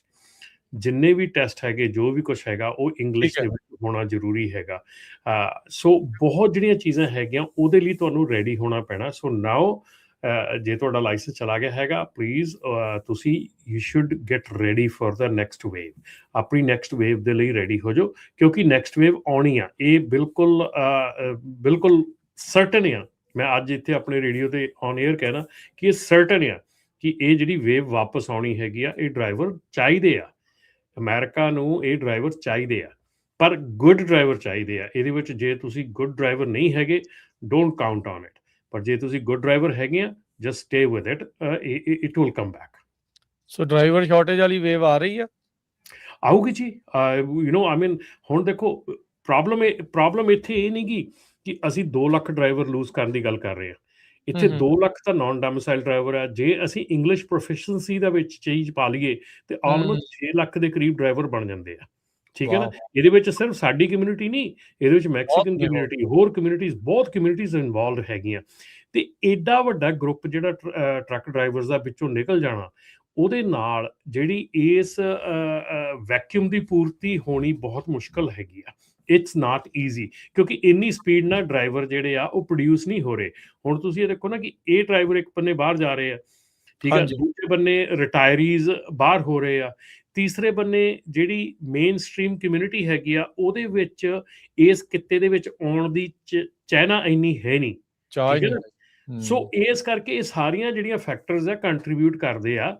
And ਜਿਹੜੀ ਡਰਾਈਵਰ ਸ਼ਾਰਟੇਜ ਹੈਗੀ ਆ, ਉਹ ਗੁੱਡ ਡਰਾਈਵਰ ਸ਼ਾਰਟੇਜ ਡੈਫੀਨੇਟਲੀ ਅੱਜ ਵੀ ਹੈਗੀ ਆ, ਪਹਿਲਾਂ ਵੀ ਸੀਗੀ, ਬਹੁਤ ਚਿਰ ਦੀ ਸੀ, ਪਰ ਡਰਾਈਵਰ ਸ਼ਾਰਟੇਜ ਨਹੀਂ ਸੀਗੀ। ਡਰਾਈਵਰ ਸ਼ਾਰਟੇਜ ਹੁਣ ਜਿਹੜੀ ਆ ਉਹ ਡੈਫੀਨੇਟਲੀ ਹੋਊਗੀ, ਪਰ ਉਹਦੇ ਲਈ ਤੁਹਾਨੂੰ ਥੋੜਾ ਜਿਹਾ ਮਤਲਬ ਕਿ ਹਿੰਮਤ ਕਰਨੀ ਪੈਣੀ ਆ। ਆਪਣੀਆਂ ਜਿਹੜੀਆਂ ਚੀਜ਼ਾਂ, ਆਪਣੇ ਜਿਹੜੇ ਕਹਿੰਦੇ ਨੇ ਗੈਟ ਯੂਰ ਡਕਸ ਇਨ ਦ ਰੋ, ਥੋੜ੍ਹੀਆਂ ਜਿਹੀਆਂ ਆਪਣੇ ਆਪ ਨੂੰ ਸੁਧਾਰੋ, ਸਿੱਧਾ ਕਰੋ, ਤਾਂ ਕਿ ਤੁਸੀਂ ਆਉਣ ਵਾਲੀ ਅਗਲੀ ਵੇਵ ਦੇ ਵਿੱਚ ਜਿਹੜਾ ਆ ਚੰਗੀ ਤਰ੍ਹਾਂ ਤੁਸੀਂ ਆਪਣਾ ਕੰਮ ਕਰ ਸਕੋ। ਰਮਨ ਜੀ, ਇੱਥੇ ਜਿਹੜੀ ਪੰਜਾਬੀ ਟਰੱਕਿੰਗ ਇੰਡਸਟਰੀ ਆ, ਉਹਨੂੰ ਫਿਰ ਕੀ ਕਦਮ ਜਿਹੜੇ ਉਹ ਚੁੱਕਣੇ ਚਾਹੀਦੇ ਆ? ਕੀ ਜਿਹੜਾ ਉਹ ਕਰਨਾ ਚਾਹੀਦਾ ਆ? ਦੇਖੋ, ਡਰਾਈਵਰਸ ਦੀ ਲੋੜ ਤਾਂ ਰਹਿਣੀ ਹੋਈ ਰਹਿਣੀ ਆ। ਹੁਣ ਇਹ ਕਿਸੇ ਨੂੰ ਗਾਲਾਂ ਕੱਢ ਕੇ ਤਾਂ ਸਰਨਾ ਨਹੀਂ ਵੀ ਹੁਣ ਤਾਂ ਇੱਕ ਕਾਨੂੰਨ ਬਣਾ ਰਹੇ ਆ, ਨਾ ਸਾਡੇ ਕੋਲ ਪੁੱਛਿਆ ਨਾ ਤੁਹਾਡੇ ਕੋਲ ਪੁੱਛਿਆ, ਅਗਲਿਆਂ ਦਾ ਚਾਹੇ ਉਹ ਪੋਲੀਟੀਕਲ ਸੀਗਾ ਜਾਂ ਜੋ ਵੀ ਆ, ਉਹ ਡਲਾਈਲਾ ਜਿਹੜੀ ਉਹ ਬੱਚੀ ਦੇ ਨਾਂ ਦੇ ਉੱਤੇ ਜਿਹੜਾ ਉਹ ਹੁਣ ਉਹ ਬਣਾਇਆ, ਜਿਹੜਾ ਉਹ ਜਾ ਰਿਹਾ, ਉਹਦੇ ਨਾਲ ਅਸਰ ਤਾਂ ਹੁਣ ਦੇਖੋ ਪੈ ਰਿਹਾ, ਪੈਣਾ ਵੀ ਆ, ਤੇ ਉਹ ਪੈਂਦਾ ਹੀ ਜਿਹੜਾ ਉਹ ਜਾਣਾ ਆ। ਆਪਣੀ ਇੰਡਸਟਰੀ ਨੂੰ ਇੱਥੇ ਕੀ ਕਦਮ ਜਿਹੜੇ ਉਹ ਚੁੱਕਣੇ ਚਾਹੀਦੇ ਆ ਵੀ ਆਪਣੇ ਆਪ ਨੂੰ, ਜੇ ਉਹ ਚਾਹੁੰਦੇ ਆ ਵੀ ਤੁਸੀਂ ਹਾਂ ਵੀ ਇਸ ਇੰਡਸਟਰੀ 'ਚ ਬਚੇ ਰਹਿਣਾ ਆ, ਵੀ ਕੀ ਉਹਨਾਂ ਨੂੰ ਸਟੈਪਸ ਜਿਹੜੇ ਉਹ ਲੈਣੇ ਚਾਹੀਦੇ ਆ ਵੀ ਉਹ ਬਚੇ ਰਹਿਣ? ਰਾਜਕਰਨ, ਇੱਥੇ ਸਾਰਿਆਂ ਨਾਲੋਂ ਵੱਡਾ ਜਿਹੜਾ ਸਟੈਪ ਹੈ, ਮੈਂ ਬਾਰ-ਬਾਰ ਬੜੇ ਚਿਰ ਤੋਂ ਇਹ ਚੀਜ਼ ਕਹਿੰਦਾ ਆ ਰਿਹਾ ਕਿ ਸਾਰਿਆਂ ਨਾਲੋਂ ਵੱਡਾ ਸਟੈਪ ਜਿਹੜਾ ਹੈਗਾ ਕਿ ਕੰਪਨੀਜ਼ ਆਪਣੇ ਆਪ ਨੂੰ ਲਾਈਨ ਅਪ ਕਰਨ। ਕੰਪਨੀਜ਼ ਨੂੰ ਆਪਣੇ ਆਪ ਨੂੰ ਸੋਚਣਾ ਪੈਣਾ, ਆਪਣੇ ਆਪ ਨੂੰ ਲਾਈਨ ਅਪ ਕਰਨਾ ਪੈਣਾ। ਡੋਂਟ ਡੂ ਦਿਸ ਕਿ ਮੈਂ ਅੱਜ ਸ਼ਾਰਟੇਜ ਹੋ ਗਈ ਆ, ਰੇਟ ਵੱਧ ਗਿਆ, ਮੈਂ ਫਟਾਫਟ 5 7 10 ਟਰੱਕ ਫਟਾਫਟ ਪਾਉਣੇ ਸ਼ੁਰੂ ਕਰ ਦਿਆਂ। ਠੀਕ ਹੈ ਨਾ? ਮੁੜ ਕੇ 5 7 10 15 20 ਟਰੱਕ ਯਾਰਡ 'ਚ ਖੜੇ ਹੁੰਦੇ ਆ, ਫਿਰ ਆਪਾਂ ਇੱਕ ਦੂਜੇ ਦੇ ਡਰਾਈਵਰ ਖਿੱਚਦੇ ਹੈਗੇ ਆ। ਸੋ ਸਾਰਿਆਂ ਨਾਲੋਂ ਜਿਹੜੀ ਜ਼ਰੂਰੀ ਚੀਜ਼ ਹੈਗੀ ਆ ਇਸ ਵੇਲੇ, ਉਹ ਹੈਗੀ ਆ ਕਿ ਕੰਪਨੀਜ਼ ਆਪਣੀਆਂ ਜਿਹੜੀਆਂ practices how to do business, ਉਹਨੂੰ ਸਿੱਧਾ ਕਰਨ। ਠੀਕ ਹੈ? ਹਰ ਚੀਜ਼ ਜਿਹੜੀ ਆ ਉਹ ਤੁਹਾਨੂੰ ਇਸ ਵੇਲੇ ਦੇਖਣੀ ਪੈਣੀ ਆ ਕਿ ਤੁਸੀਂ ਹਾਇਰਿੰਗ ਪ੍ਰੋਸੈਸ ਤੁਹਾਡਾ ਕੀ ਆ, ਤੁਸੀਂ ਕਿਵੇਂ ਕੰਮ ਕਰਦੇ ਹੈਗੇ ਆ, ਤੁਹਾਡੀਆਂ ਪਾਲਿਸੀਜ਼ ਕੀ ਹੈਗੀਆਂ, ਤੁਹਾਡੀ ਜਿਹੜੀ ELD ਦੀ ਪਾਲਿਸੀਜ਼ ਕੀ ਹੈਗੀਆਂ। ਮਤਲਬ ਈਚ ਐਂਡ ਐਵਰੀ ਸਟੈਪ ਤੁਹਾਨੂੰ ਵਾਚ ਕਰਨਾ ਪੈਣਾ, ਕਿਉਂਕਿ ਹਰ ਚੀਜ਼ ਦੇ ਉੱਤੇ ਕਾਨੂੰਨ ਦੀ ਸਖਤੀ ਹੋ ਰਹੀ ਹੈਗੀ ਆ।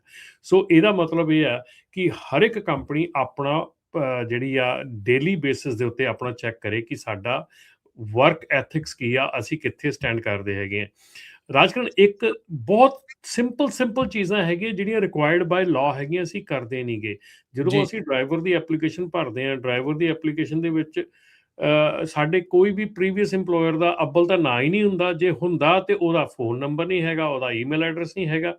ਜਦ ਕਿ ਹਾਇਰਿੰਗ ਕੰਪਨੀ ਦੀ ਰਿਕੁਆਇਰਮੈਂਟ ਆ ਕਿ ਉਹ ਬੈਕਗਰਾਊਂਡ ਚੈੱਕ ਕਰੇ ਡਰਾਈਵਰ ਦਾ, ਉਹ ਪਿੱਛੋਂ ਦੇਖੇ ਕਿੱਥੋਂ ਆਇਆ, ਕੀ ਕਰਕੇ ਆਇਆ, ਕਿੱਦਾਂ ਦਾ ਡਰਾਈਵਰ ਆ, ਔਰ ਜਿਹੜੀ ਕੰਪਨੀ ਕੋਲ ਕੰਮ ਕਰਦਾ ਸੀ ਉਹ ਕਲੀਨ ਉਹਦਾ ਦੱਸੇ ਕਿ ਹਾਂ ਭਾਈ ਆਹ ਸੀਗਾ। ਇਹ ਨਹੀਂ ਵੀ ਉਹ ਛੱਡ ਕੇ ਗਿਆ ਇਸ ਕਰਕੇ ਉਹਦੇ ਬਾਰੇ 'ਚ ਗਲਤ, ਕਿਉਂਕਿ ਇਹਦੇ ਬਾਰੇ 'ਚ ਵੀ ਕਾਨੂੰਨ ਹੈਗਾ ਆ। ਜੇ ਤੁਸੀਂ ਕਿਸੇ ਡਰਾਈਵਰ ਦੀ ਬੈਕਗਰਾਊਂਡ ਦੇ ਵਿੱਚ ਗਲਤ ਇਨਫੋਰਮੇਸ਼ਨ ਦਿੰਦੇ ਆ, then it can go very big lawsuit and it can go against you. ਸੋ ਸੱਚਾਈ ਦੇ ਨਾਲ ਚੱਲੋ। ਜੇ ਡਰਾਈਵਰ ਤੁਹਾਨੂੰ ਜਾਣ ਲੱਗਾ ਨੋਟਿਸ ਨਹੀਂ ਦੇ ਕੇ ਗਿਆ 2 ਵੀਕ ਦਾ, ਤਾਂ ਕਹਿ ਦਿਓ ਸਾਨੂੰ 2 ਵੀਕ ਦਾ ਨੋਟਿਸ ਨਹੀਂ ਦੇ ਕੇ ਗਿਆ। ਪਰ ਉਹਦੇ ਨਾਲ ਜੇ ਤੁਸੀਂ ਜੋੜ ਕੇ 4 ਗੱਲਾਂ ਹੋਰ ਦੱਸਦੇ ਆ ਨਾ, ਤਾਂ ਉਹ that can become a problem for you. ਠੀਕ ਹੈ ਨਾ। ਸੋ ਹਰ ਚੀਜ਼ ਨੂੰ ਧਿਆਨ 'ਚ ਰੱਖੋ। ਦੂਸਰੀ ਗੱਲ ਆ ਕਿ ਜਿਹੜੀ W2 1099 ਵਾਲੀ ਗੱਲ ਹੈਗੀ ਆ, ਉਹ ਸੁਧਰ ਜਾਓ, ਕਿਉਂਕਿ ਹੁਣ ਜਿਹੜੀ ਟਰੰਪ ਐਡਮਿਨਿਸਟ੍ਰੇਸ਼ਨ ਆ, ਉਹਨਾਂ ਨੇ ਜਿਹੜਾ ਰਿਮੈਂਬਰ ਆਪਾਂ ਗੱਲ ਕਰਦੇ ਸੀ, ਜਿਹੜਾ AB5 ਨੂੰ ਜਿਹੜੀ ਡੈਮੋਕ੍ਰੈਟਸ ਦੇ ਵਿੱਚ ਉਹਨਾਂ ਨੇ ਇਹ ਨੈਸ਼ਨਲ ਲੈਵਲ ਤੇ ਲੈ ਕੇ ਗਏ ਸੀਗੇ, ਤੇ ਉਹ ਕਰਨ ਦੀ ਕੋਸ਼ਿਸ਼ ਕੀਤੀ ਸੀਗੀ। ਹੁਣ ਓਰੇਗਨ ਦੀ ਹੈਗੀ ਆ ਜਿਹੜੀ ਉਸ ਲੇਬਰ ਡਿਪਾਰਟਮੈਂਟ ਦੇ ਵਿੱਚ ਆ। ਸੋ ਉਹ ਜਿਹੜਾ AB5 ਸੀਗਾ, ਆਲਮੋਸਟ ਜਿਉਂ ਦਾ ਤਿਉਂ ਲਾਗੇ ਛਾਗੇ ਉਹਦੇ ਜਿਹੜਾ ਆ ਉਹ ਅਪਰੂਵਲ ਹੋਣ ਮਤਲਬ ਕਿ ਲੱਗ ਗਿਆ। ਸੋ ਟਰੰਪ ਐਡਮਿਨਿਸਟ੍ਰੇਸ਼ਨ ਨੇ ਵੀ ਓਨਰ ਆਪਰੇਟਰ ਦਾ ਜਿਹੜਾ ਉਹ ਰੂਲ ਹੈਗਾ, ਓਨਰ ਆਪਰੇਟਰ ਦਾ ਜਿਹੜੀ ਉਹ ਚੀਜ਼ ਹੈਗੀ ਆ, ਉਹ ਉੱਦਾਂ ਹੀ ਆਲਮੋਸਟ ਰੱਖ ਲਈ ਹੈਗੀ ਆ। ਸੋ ਬੀ ਕੇਅਰਫੁਲ ਨਾਓ ਕਿ ਤੁਹਾਡਾ ਜਿਹੜਾ 1099 W2 ਵਾਲਾ ਚੱਕਰ ਹੈਗਾ, ਉਹਦੇ ਵਿੱਚ ਤੁਸੀਂ ਨਾ ਫਸੋ, ਕਿਉਂਕਿ ਹੁਣ ਜਿਹੜੀਆਂ ਚੀਜ਼ਾਂ ਹੈਗੀਆਂ, ਅੱਗੇ ਜਿਹੜੀਆਂ ਗਵਰਨਮੈਂਟ ਸੀਗੀਆਂ, ਅੱਗੇ ਜਿਹੜੀ ਐਡਮਿਨਿਸਟ੍ਰੇਸ਼ਨ ਸੀ, ਉਹ ਸਨੇਲ ਚਾਲ ਚੱਲਦੀ ਸੀ, ਬਹੁਤ ਸਲੋ ਚਾਲ ਚੱਲਦੀ ਸੀ। ਇਹ ਗਵਰਨਮੈਂਟ ਬੜੀ ਫਾਸਟ ਰਿਐਕਸ਼ਨ ਕਰ ਰਹੀ ਹੈ, ਐਕਸ਼ਨ ਕਰ ਰਹੀ ਹੈ। ਸੋ ਇਹਦੇ ਵਿੱਚ ਚੀਜ਼ਾਂ ਜਿਹੜੀਆਂ ਆ ਉਹ ਬਿਲਕੁਲ ਤੁਸੀਂ ਮਤਲਬ ਇਹ ਸੋਚ ਕੇ ਨਾ ਚੱਲੋ ਵੀ ਉਹ ਚੀਜ਼ਾਂ ਨਹੀਂ ਹੋਣੀਆਂ। ਜਿਵੇਂ ਹੋਰ ਗੱਲ ਇੱਕ ਚੱਲ ਰਹੀ ਸੀਗੀ ਰਾਜਕਿਰਨ, ਆਪਣੀ ਪਿਛਲੇ ਵੀਕ ਦੇ ਵਿੱਚ 2 ਵੀਕਾਂ ਦੇ ਵਿੱਚ ਕਾਰਬ ਦੇ ਬਾਰੇ ਵਿੱਚ ਗੱਲ ਚੱਲੀ ਸੀ। ਸੋ ਕਾਰਬ ਦੇ ਵਿੱਚ ਕਈ ਲੋਕਾਂ ਦੀ ਇਹ ਗੱਲ ਸੀਗੀ ਕਿ ਸਾਨੂੰ ਦੱਸੋ ਕਿ ਕਾਰਬ ਹੁਣ ਉਹ ਤਾਂ ਪ੍ਰੈਜ਼ੀਡੈਂਟ ਟਰੰਪ ਨੇ ਕਹਿਤਾ ਤੇ ਕਾਰਬ ਵਾਲਾ ਸਾਰਾ ਕੰਮ ਖਤਮ ਹੋ ਗਿਆ।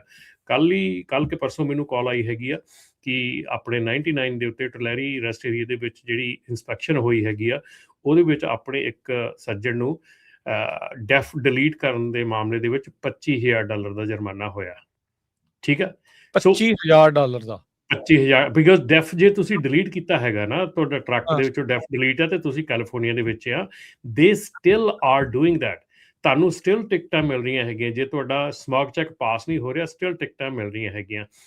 ਹੁਣ ਇੱਥੇ ਅਸੀਂ ਜਿਹੜਾ ਹੁਣ ਕਈ ਵਾਰੀ ਗੱਲ ਇਹ ਚੱਲਦੀ ਹੈਗੀ ਆ ਕਿ ਤੁਸੀਂ ਇਹ ਚੀਜ਼ਾਂ ਕੀ ਬੈਕਐਂਡ ਤੇ ਕੀ ਕਰਦੇ ਹੈਗੇ ਆ, ਜਾਂ ਬੈਕਐਂਡ ਤੇ ਕੀ ਹੁੰਦਾ ਹੈਗਾ, ਜਾਂ ਬੈਕਐਂਡ ਤੇ ਕੀ ਚੱਲ, ਬਹੁਤ ਚੀਜ਼ਾਂ ਜਿਹੜੀਆਂ ਬੈਕਐਂਡ ਤੇ ਚੱਲ ਰਹੀਆਂ ਹੈਗੀਆਂ ਇਸ ਵੇਲੇ। ਟੈਸਟਰਸ ਜਿਹੜੇ ਹੈਗੇ ਆ, ਬੀ ਕੇਅਰਫੁਲ। ਜੇ ਟੈਸਟਰ ਤੁਹਾਨੂੰ ਕਹਿੰਦਾ ਵੀ ਮੈਂ ਵਿਦਆਊਟ ਤੁਹਾਡੇ ਟਰੱਕ ਦੇ ਨਾਲ ਕਨੈਕਟ ਕੀਤੇ ਤਾਂ ਤੁਹਾਨੂੰ $50 ਦੇ ਵਿੱਚ ਪਾਸ ਕਰਾ ਦਿੰਦਾ, ਜਾਂ $500 ਦੇ ਵਿੱਚ ਪਾਸ ਕਰਾ ਦਿੰਦਾ। ਜੇ ਟੈਸਟਰ ਤੁਹਾਡਾ ਉੱਥੇ ਤੁਹਾਡੇ ਕੋਲ ਹੈ ਹੀ ਨਹੀਂ ਔਰ ਤੁਹਾਨੂੰ ਕਹਿੰਦਾ ਮੈਂ ਤੁਹਾਨੂੰ ਪਾਸ ਕਰਾ ਦਿੰਦਾ, ਇੱਦਾਂ ਦੀਆਂ ਚੀਜ਼ਾਂ ਜੇ ਤੁਹਾਡੇ ਨਾਲ ਹੋ ਰਹੀਆਂ ਨਾ, ਤੇ ਸਮਝ ਲਓ ਕਿ ਤੁਸੀਂ ਅੱਜ ਨਹੀਂ ਤੇ ਕੱਲ ਅੜਿੱਕ ਕੇ ਆਏ ਲਓ। ਔਰ ਫਾਈਨਸ ਬਹੁਤ ਵੱਡੇ ਹੈਗੇ ਆ, ਫਾਈਨਸ ਬਹੁਤ ਮੋਟੇ ਹੈਗੇ ਆ। ਸੋ ਜਿਹੜਾ ਮੈਂ ਕੱਲ ਜਿਹੜੇ ਸੱਜਣ ਦੀ ਕਾਲ ਆਈ ਸੀ, ਉਹਨਾਂ ਨੂੰ ਵੀ ਇਹੋ ਹੀ ਬੇਨਤੀ ਕੀਤੀ ਸੀਗੀ ਕਿ ਭਾਈ ਇੱਧਰ ਉੱਧਰ ਦੀਆਂ ਗੱਲਾਂ ਸੁਣਨ ਨਾਲੋਂ ਪਿਕ ਅਪ ਅ ਫੋਨ, ਕਾਲ ਦਾ ਕਾਰਬ, ਟੈਲ ਹਿਮ ਕਿ ਮੇਰਾ ਟਰੱਕ 12 ਲੱਖ ਚੱਲਿਆ, ਮੈਂ ਟਰੱਕ ਵੇਚ ਦੇਣਾ, ਮੈਂ ਟਰੱਕ ਨਹੀਂ ਰੱਖਣਾ ਹੈਗਾ, ਜਾਂ ਵਟ ever your intentions R. Instead ਕਿ ਤੁਸੀਂ ਲੋਕਾਂ ਕੋਲੋਂ ਸੁਣਾ ਕੇ ਤੇ ਕੋਈ ਐਸਾ ਕਦਮ ਚੱਕ ਲਓ ਜਿਹੜਾ ਫਿਰ ਐਗਜ਼ੈਕਟਲੀ ਤੁਹਾਡੇ ਉਲਟ ਪੈ ਜਾਵੇ। ਸੋ ਇਹਨਾਂ ਨੂੰ ਬਿਹਤਰ ਆ ਡਿਪਾਰਟਮੈਂਟ ਨੂੰ ਕਾਲ ਕਰੋ, ਉਹਨਾਂ ਨੂੰ ਕਹੋ ਵੀ ਓਕੇ ਮੇਰੇ ਕੋਲ ਆਹ ਮਿਸਟੇਕ ਹੋਈ ਆ, ਮੈਂ ਮੰਨਦਾ, ਟੈਲ ਮੀ ਵਾਟ ਯੂ ਕੈਨ ਡੂ। ਮੈਂ ਇਹ ਟਰੱਕ ਹੀ ਸੈਲ ਕਰ ਦੇਣਾ, ਜਾਂ ਮੈਂ ਟਰੱਕ ਇਹਨੂੰ ਡਿਸਮੈਂਟਲ ਕਰ ਦੇਣਾ, ਸੱਟ ਦੇਣਾ ਇਹਨੂੰ। ਠੀਕ ਹੈ ਨਾ। ਸੋ ਇਹ ਜਿਹੜੀਆਂ ਚੀਜ਼ਾਂ ਹੈਗੀਆਂ ਔਰ ਇਹ ਬਹੁਤ ਵੱਡੇ ਪ੍ਰੋਬਲਮਸ ਹੈਗੀਆਂ। ਜਿਵੇਂ ਕਿ ਇੱਕ ਰੀਸੈਂਟਲੀ ਕਾਲ ਆਈ ਸੀਗੀ ਜਿਹਦੇ ਵਿੱਚ ਕੀ ਦੱਸਿਆ ਸੀਗਾ ਕਿ ਉਹਨਾਂ ਨੇ ਲੋਨ ਲਿਆ ਹੈਗਾ, $20,000 ਲੋਨ ਦੇ ਉੱਤੇ 25,000 ਇੰਟਰਸਟ ਰੇਟ ਪੈ ਗਿਆ। ਸੋ ਇਹ ਵੀ ਚੀਜ਼ਾਂ ਜਿਹੜੀਆਂ ਆ ਤੁਸੀਂ ਧਿਆਨ ਰੱਖੋ। ਤੁਸੀਂ ਕਿਹੜੀ 20,000 ਦੇ ਲੋਨ ਤੇ 25,000 ਇੰਟਰਸਟ। ਹਾਂਜੀ। ਸੋ ਰਾਜਕਿਰਨ, ਇਹ ਜਦੋਂ ਤੁਸੀਂ ਪੇਪਰ ਸਾਈਨ ਕਰਦੇ ਆ ਨਾ, ਇਟ ਕਾਸਟ ਯੂ $200। ਪੈਰਾਲੀਗਲ ਕਿਸੇ ਨੂੰ ਜਾਂ ਕਿਸੇ ਛੋਟੇ ਮੋਟੇ ਵਕੀਲ ਨੂੰ, ਸਾਡੇ ਕੋਲ ਅਸੀਂ ਨਾਪਟਾ ਦੇ ਵਿੱਚ ਸਾਡੇ ਕੋਲ ਬਿਜ਼ਨਸ ਪਲਾਨਸ ਹੈਗੀਆਂ ਯਾਰ, ਆਪਣੀਆਂ ਲੀਗਲ ਪਲਾਨਸ ਹੈਗੀਆਂ। ਤੁਸੀਂ ਬਿਜ਼ਨਸ ਪਲਾਨ ਲਈ ਆ ਕਿ ਉਹਦੇ $50 ਮਹੀਨੇ ਦੇ ਨਹੀਂ ਹੈਗੇ। ਜੇ ਤੁਸੀਂ ਉਹ ਦੇ ਕੇ ਪੜਵਾ ਲਓ ਇੱਕ ਵਾਰੀ ਵਕੀਲ ਕੋਲੋਂ ਕਿ ਭਾਈ ਮੈਂ ਆਹ ਸਾਈਨ ਕਰਨ ਲੱਗਾ, what's good and what's bad for me, ਠੀਕ ਆ, ਉਹ ਚੀਜ਼ ਤੁਸੀਂ ਪੜਵਾ ਲਓ ਇੱਕ ਵਾਰੀ ਵਕੀਲ ਕੋਲੋਂ। ਵੈਸੇ ਬਾਹਰੋਂ ਕਿਸੇ ਵਕੀਲ ਨੂੰ, ਪੈਰਾਲੀਗਲ ਨੂੰ ਤੁਸੀਂ $200 ਦੇ ਕੇ ਉਹ ਪੜਵਾ ਲਓ ਤੇ ਤੁਹਾਨੂੰ ਐਟਲੀਸਟ ਐਡੇ ਵੱਡੇ ਨੁਕਸਾਨ ਤੋਂ ਬਚ ਜਾਓਗੇ। ਪਰ ਅਸੀਂ ਛੱਡੋ, ਪੜਵਾਉਣਾ ਤੇ ਛੱਡੋ, ਆਪ ਵੀ ਨਹੀਂ ਪੜ੍ਹਦੇ, ਬਿਨਾਂ ਪੜ੍ਹੇ ਤੋਂ ਸਾਈਨ ਕਰ ਦਿੰਦੇ ਆ। ਜੀ ਸੋ ਡਲਾਈਲਾ ਲਾ ਦਾ ਇੱਕ ਐਡ ਕਰਕੇ ਤੇ ਫਿਰ ਆਪਾਂ ਅਗਲੀ ਖਬਰ ਵੱਲ ਜਾਂਦੇ ਹਾਂ। ਹਾਂਜੀ, ਆਪਣੇ ਕੋਲ ਕਾਲਰਸ ਵੀ ਹੈਗੇ ਆ ਕੁਝ, ਆਪਾਂ ਕਾਲਸ ਵੀ ਲੈ ਲੈਨੇ। ਕਾਲ ਕਰਨ ਦੇ ਲਈ ਨੰਬਰ ਵੀ ਹੈ 408-272-5200 4082725250। 25 ਮਿੰਟ ਰਹਿ ਗਏ ਆ ਪ੍ਰੋਗਰਾਮ ਦੇ ਵਿੱਚ। ਸੋ ਜਿੰਨਾਂ ਦੇ ਵੀ ਸਵਾਲ ਨੇ ਤੇ ਉਹ ਤੁਸੀਂ ਕਾਲ ਕਰਕੇ ਜਿਹੜਾ ਉਹ ਸਵਾਲ ਆ ਉਹ ਪੁੱਛ ਵੀ ਸਕਦੇ ਆ। ਹਰਜੋਤ ਜੀ ਪਹਿਲਾਂ ਕਾਲ ਲੈ ਲਈਏ ਜਾਂ ਪਹਿਲਾਂ ਤੁਸੀਂ ਦਲਾਈਲਾ ਲਾਅ ਬਾਰੇ ਜਾਣਕਾਰੀ ਹੋਰ ਦੇ ਕਾਲ ਲੈ ਲਓ ਕੋਈ ਨਹੀਂ ਜੀ। ਮਨਜੀਤ ਜੀ ਜੁੜੇ ਨੇ ਆਪਣੇ ਨਾਲ। ਹਾਂਜੀ ਸਤਿ ਸ਼੍ਰੀ ਅਕਾਲ ਮਨਜੀਤ ਜੀ। ਹਾਂਜੀ ਭਾਈ ਸਤਿ ਸ੍ਰੀ ਅਕਾਲ ਜੀ। ਸਤਿ ਸ਼੍ਰੀ ਅਕਾਲ। ਸਤਿ ਸ਼੍ਰੀ ਅਕਾਲ। ਹਾਂਜੀ ਭਾਜੀ ਮੇਰੇ ਕੋਲ ਜਦੋਂ ਨੌਨ ਡੋਮਿਸਾਈਲ ਲਾਇਸੈਂਸ ਸੀ, ਲਾਇਸੈਂਸ ਕੈਂਸਲ ਹੋ ਗਿਆ ਜਿੱਦਾਂ ਮੇਰਾ, ਤਾਂ ਚਲੋ ਕੋਈ ਨਹੀਂ, ਉਹ ਤਾਂ ਹੁਣ ਅਸੀਂ ਜੋ ਹੋ ਗਿਆ ਹਨਾ। ਤੇ ਹੁਣ ਦੁਬਾਰਾ ਜਿੱਦਾਂ ਅਸੀਂ ਰੀਅਪਲਾਈ ਕਹਿੰਦੇ ਰੀਅਪਲਾਈ ਕਰੋ DMV ਵਿੱਚ ਜਾ ਕੇ ਹਨਾ, ਉਹ ਕਰ ਦਿੱਤੇ ਹੈਗੇ, ਪਰ ਉਹਨਾਂ ਦਾ ਕੁਝ ਬਣੂਗਾ ਵੀ ਕੀ ਕੁਝ ਉਮੀਦ ਹੈ ਕਿ ਨਹੀਂ? ਕੁਝ ਜਿੱਦਾਂ ਡੀਗ੍ਰੇਡ ਕਰਾ ਕੇ ਸੀ ਕਰਾ ਲਈ ਉਹਨਾਂ ਨੂੰ ਹੁਣ ਹਨਾ। ਭਾਜੀ ਦੇਖੋ this is your personal choice ਹੈਗੀ ਆ, ਤੁਸੀਂ ਕੀ ਕਰਨਾ ਹੈਗਾ। ਤੁਸੀਂ ਲਿੰਬੋ ਦੇ ਵਿੱਚ ਰਹਿਣਾ ਹੈਗਾ, ਲਟਕਦੇ ਰਹਿਣਾ ਹੈਗਾ, ਦੈਟਸ ਅਪ ਟੂ ਯੂ। ਆਪਣੇ ਕੋਲ ਉਮੀਦ ਹੈਗੀ ਆ, ਜੇ ਤਾਂ ਉਮੀਦ ਹੈਗੀ ਫਿਰ ਤਾਂ ਠੀਕ ਹੈ, ਨਹੀਂ ਤਾਂ ਹੋਰ ਕੋਈ ਕੰਮ ਵੀ ਨਹੀਂ ਹੋ ਰਿਹਾ। ਜੇ ਅਸੀਂ ਉਬਰ ਕਰਦੇ ਹਾਂ, ਲਿਫਟ ਕਰਦੇ ਹਾਂ ਨਾ, ਉਹ ਵੀ ਹੁਣ ਲਾਇਸੈਂਸ ਪਾਰਕਿੰਗ ਤੋਂ ਮੰਨਦੇ ਨਹੀਂ ਹੈਗੇ ਭਾਜੀ। ਹੁਣ ਇਹ ਸਮਝ ਨਹੀਂ ਆਉਂਦੀ, ਜੇ ਤਾਂ ਕੋਈ ਕੇਸ ਕੋਈ ਤੁਹਾਨੂੰ ਪਤਾ ਹੋਵੇ, ਨੌਲੇਜ ਹੋਵੇ, ਕੋਈ ਕੇਸ ਚੱਲਦਾ ਆ, ਕੋਈ ਡਿਸੀਜਨ ਆ ਸਕਦਾ ਕੁਛ, ਫਿਰ ਹੁਣ ਲੰਮਲੇਟ ਕੋਈ ਨਹੀਂ ਰੱਖਦੇ ਆ ਹਨਾ। ਨਹੀਂ ਤਾਂ ਫਿਰ ਹੁਣ ਪਾਸਾ ਤਾਂ ਇੱਕ ਹੋਇਆ ਹੀ ਆ ਹਨਾ। ਹੁਣ ਇਹ ਸਮਝ ਨਹੀਂ ਆ ਰਹੀ ਵੀ ਕਰੀਏ ਕੀ ਹਨਾ। ਭਾਜੀ ਅਸੀਂ ਤਾਂ ਦੇਖੋ we can tell you the straight forward ਕਿ ਜਿਹੜੇ ਲਾਜ਼ ਹੈਗੇ ਆ ਉਹ ਆਲਰੇਡੀ ਇਨ ਪਲੇਸ ਹੈਗੇ ਆ, ਲਾਅ ਬਣ ਚੁੱਕੇ ਹੈਗੇ ਆ, ਠੀਕ ਆ। ਆ ਜਿਹੜਾ ਡਿਲਾਇਲਾ ਲਾਅ ਆ ਰਿਹਾ, ਇਹਦੇ ਵਿੱਚ ਰਾਜਕਿਰਨ ਇੱਕ ਬਹੁਤ ਵੱਡੀ ਇੰਪੋਰਟੈਂਟ ਚੀਜ਼ ਹੋਰ ਆ ਰਹੀ ਹੈ, ਜਿਹੜੀ ਕਿ ਮੈਂ ਤੁਹਾਨੂੰ ਪਤਾ ਆਪਾਂ ਪਿਛਲੇ ਪ੍ਰੋਗਰਾਮਾਂ ਦੇ ਵਿੱਚ ਕਿੰਨੀ ਜ਼ੋਰ ਦੇ ਨਾਲ ਇਹ ਚੀਜ਼ਾਂ ਕਹਿੰਦੇ ਆ ਰਹੇ ਆ, ਔਰ ਇਹ ਚੀਜ਼ਾਂ ਲਾਗੂ ਹੋ ਰਹੀਆਂ। ਇਸ ਵੇਲੇ ਹਾਈਵੇ ਐਪ ਦੇ ਵਿੱਚ ਇਹ ਚੀਜ਼ ਸਾਰਿਆਂ ਨਾਲੋਂ ਵੱਡੀ ਲਾਗੂ ਹੋ ਰਹੀ ਆ। ਉਹਦੇ ਵਿੱਚ ਹੈਗਾ, it also makes trucking companies responsible. Carrier can not hire driver without valid CDL or English skills or they risk losing their registration.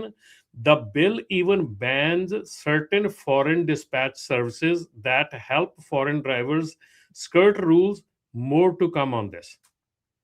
ਸੋ ਇਹ ਦੇਖ ਲਓ, ਆਪਾਂ ਇਹ ਚੀਜ਼ ਆਪਾਂ ਪਿਛਲੇ ਘੱਟੋ ਘੱਟ ਨਹੀਂ ਤਾਂ ਆਪਾਂ ਕਿੰਨੇ ਚਿਰਾਂ ਤੋਂ ਇਹ ਕਹਿੰਦੇ ਆ ਰਹੇ ਆ ਵੀ ਜੇ ਤੁਹਾਡੀ ਫੋਰਨ ਦੇ ਵਿੱਚ ਕਿਸੇ ਬਾਹਰਲੇ ਕੰਟਰੀ 'ਚ ਡਿਸਪੈਚ ਹੈਗੀ ਆ, you will be taken out.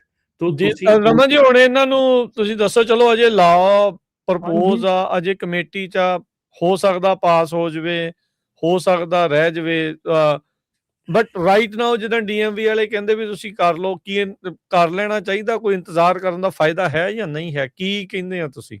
ਪਿਛਲੇ 120 ਦਿਨਾਂ ਦੇ ਵਿੱਚ DMV ਨੇ ਕੀ ਕੀਤਾ ਹੈਗਾ, ਮੈਨੂੰ ਇਹ ਦੱਸ ਦਿਓ। ਤੁਹਾਨੂੰ ਪਿਛਲੇ 120 ਦਿਨਾਂ ਦੇ ਵਿੱਚੋਂ 118 ਦਿਨ DMV ਨੇ ਕੁਝ ਨਹੀਂ ਕੀਤਾ ਹੈਗਾ।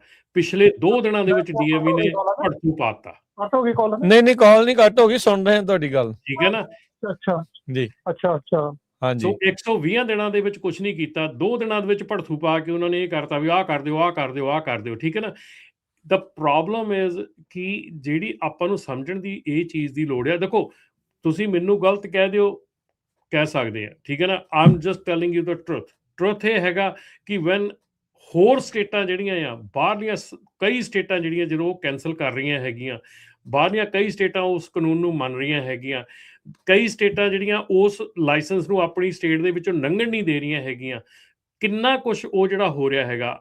ਅਜੇ ਕੱਲ ਦੀ ਪਰਸੋਂ ਦੀ ਜਿਹੜੀ ਪਿਛਲੇ ਵੀਕ ਦੀ ਗੱਲ ਹੈਗੀ ਹੈ, ਐਰੀਜ਼ੋਨਾ ਦੇ ਵਿੱਚ ਕਿੰਨੇ ਆਊਟ ਆਫ ਸਰਵਿਸ ਹੋਏ ਹੈਗੇ, ਉਹਨਾਂ ਨੇ ਅਰੈਸਟ ਏਰੀਆ ਦੇ ਵਿੱਚ ਜਿਹੜੀ ਲਾਅ ਇਨਫੋਰਸਮੈਂਟ ਕੀਤੀ ਹੈਗੀ ਆ। ਹੁਣ 2 ਸਟੇਟਸ ਮੈਸਾਚਿਊਸੈਟਸ ਤੇ ਉਧਰ ਨਿਊ ਜਰਸੀ ਜਿਹੜੇ ਆ, ਉਹ they are putting together a plan ਕਿ ਜਿੱਥੇ ਦੋਨਾਂ ਨੇ ਵਰਕ ਕਰਕੇ ਇਹਨਾਂ ਦੇ ਉੱਤੇ ਕੰਮ ਕਰਨਾ ਹੈਗਾ। ਜਦੋਂ ਇਹ ਚੀਜ਼ਾਂ ਹੋ ਰਹੀਆਂ ਹੈਗੀਆਂ, ਦੈਨ what you expect, ਮਤਲਬ ਇੱਕ ਕਾਮਨ ਸੈਂਸ ਦੇ ਹਿਸਾਬ ਦੇ ਨਾਲ ਆ, ਤੁਸੀਂ ਇੱਕ ਪਰਸਨਲ ਆਪਣਾ ਡਿਸੀਜਨ ਲੈਣਾ ਹੋਵੇ ਇੰਨੇ ਰੌਲੇ ਰੱਪੇ ਦੇ ਵਿੱਚ, ਜੇ ਆਪਾਂ ਨੂੰ ਕੱਲ ਉਹ ਲਾਇਸੈਂਸ ਮਿਲ ਵੀ ਜਾਂਦਾ ਆ, ਮੈਂ ਤੁਹਾਨੂੰ ਕਹਿੰਦਾ ਵੀ ਉਹ ਲਾਇਸੈਂਸ ਮਿਲ ਵੀ ਜਾਂਦਾ ਆ, then is it worth it? ਕਿਉਂਕਿ ਤੁਸੀਂ ਕਿਸੇ ਹੋਰ ਸਟੇਟ 'ਚ ਜਾ ਨਹੀਂ ਸਕਦੇ, ਇੱਥੇ ਤੁਹਾਨੂੰ ਕੰਮ ਮਿਲ ਨਹੀਂ ਰਿਹਾ ਹੈਗਾ। ਸੋ ਮੈਂ ਕਿਸੇ ਨੂੰ ਗਲਤ ਚੀਜ਼ ਦੇ ਵਿੱਚ ਨਹੀਂ ਰੱਖਣਾ ਚਾਹੁੰਦਾ। ਇਹ ਜਿਹੜੀਆਂ ਕਾਨੂੰਨਨ ਫਾਈਟਸ ਆ, ਇਹ ਚੱਲਦੀਆਂ ਰਹਿੰਦੀਆਂ। ਕਾਨੂੰਨਨ ਫਾਈਟਸ ਜਿਹੜੀਆਂ, ਇਹਨਾਂ ਦੇ ਵਿੱਚ ਕੋਈ ਕਿਸੇ ਨੂੰ ਭਰੋਸਾ ਨਹੀਂ ਹੁੰਦਾ ਵੀ ਇਹਦਾ ਕੀ ਰਿਜ਼ਲਟ ਨਿਕਲਣਾ ਹੈਗਾ। ਹਾਂ, ਤੁਹਾਡੀ ਜ਼ਿੰਦਗੀ ਜਿਹੜੀ ਆ ਉਹ ਤੁਹਾਨੂੰ ਆਪਣੇ ਹਿਸਾਬ ਨਾਲ ਚਲਾਉਣੀ ਪੈਣੀ ਆ। ਜੇ ਤੁਹਾਨੂੰ ਲੱਗਦਾ ਕਿ ਤੁਸੀਂ ਵੇਟ ਕਰ ਸਕਦੇ ਹੋਰ 6 ਮਹੀਨੇ ਇਸ ਲਾਇਸੈਂਸ ਲਈ, ਯੂ ਕੈਨ। ਬਟ ਜੇ ਤੁਹਾਨੂੰ ਲੱਗਦਾ ਕਿ ਤੁਹਾਨੂੰ ਘਰ ਦਾ ਖਰਚਾ ਚਲਾਉਣ ਵਾਸਤੇ ਹੋਰ ਕੁਝ ਕਰਨਾ ਪੈਣਾ, then you go ahead. Step Raman ji ਮੈਂ ਕਲੀਅਰਲੀ ਦੱਸ ਦਿੰਦਾ, ਜਿਹੜਾ ਡੀ ਦੀ ਵੈਬਸਾਈਟ ਤੇ ਉਹ ਮੈਂ ਸ਼ੋ ਵੀ ਕਰ ਦਿੰਦਾ ਨਾਲ। ਉਹਨਾਂ ਨੇ ਕਿਹਾ ਵੀ ਜੇ ਤੁਸੀਂ CDL ਦੇ ਲਈ ਅਪਲਾਈ ਕਰਦੇ ਤੇ ਨਾਲ, ਜਾਂ ਤੁਸੀਂ ਚਾਹੁੰਦੇ ਵੀ ਕਲਾਸ C, ਕਹਿੰਦੇ 2 ਐਪਲੀਕੇਸ਼ਨਾਂ ਇਕੱਠੀਆਂ ਨਹੀਂ ਅਸੀਂ ਪ੍ਰੋਸੈਸ ਕਰਦੇ। ਸੋ ਮੇਕ ਸ਼ੋਰ ਕਰ ਲਓ। ਇੱਕ ਬੰਦਾ ਤੁਹਾਨੂੰ ਕਹਿੰਦੇ ਵੀ ਆਪ ਹੀ ਉਹ ਕਰਨਾ ਪੈਣਾ। ਆ ਦੇਖੋ DMV cannot process two license application at the same time, ਜਾਂ ਤਾਂ CDL ਦੇ ਲਈ ਕਰ ਲਓ ਤੇ ਜਾਂ ਫਿਰ ਰੈਗੂਲਰ ਕਲਾਸ C ਦੇ ਲਈ ਕਰ ਲਓ। ਇਹ ਹੁਣ ਤੁਸੀਂ ਤੁਹਾਨੂੰ ਆਪ ਬੰਨਾ ਜਿਹੜਾ ਉਹ ਕਰਨਾ ਪੈਣਾ। ਇਹ DMV ਦੀ ਆਪਣੀ ਜਿਹੜੀ ਵੈਬਸਾਈਟ ਆ ਉਹਦੇ ਤੇ ਉਹਨਾਂ ਨੇ ਕਲੀਅਰਲੀ ਜਿਹੜਾ ਉਹ ਮੈਂਸ਼ਨ ਕੀਤਾ ਹੋਇਆ ਆ।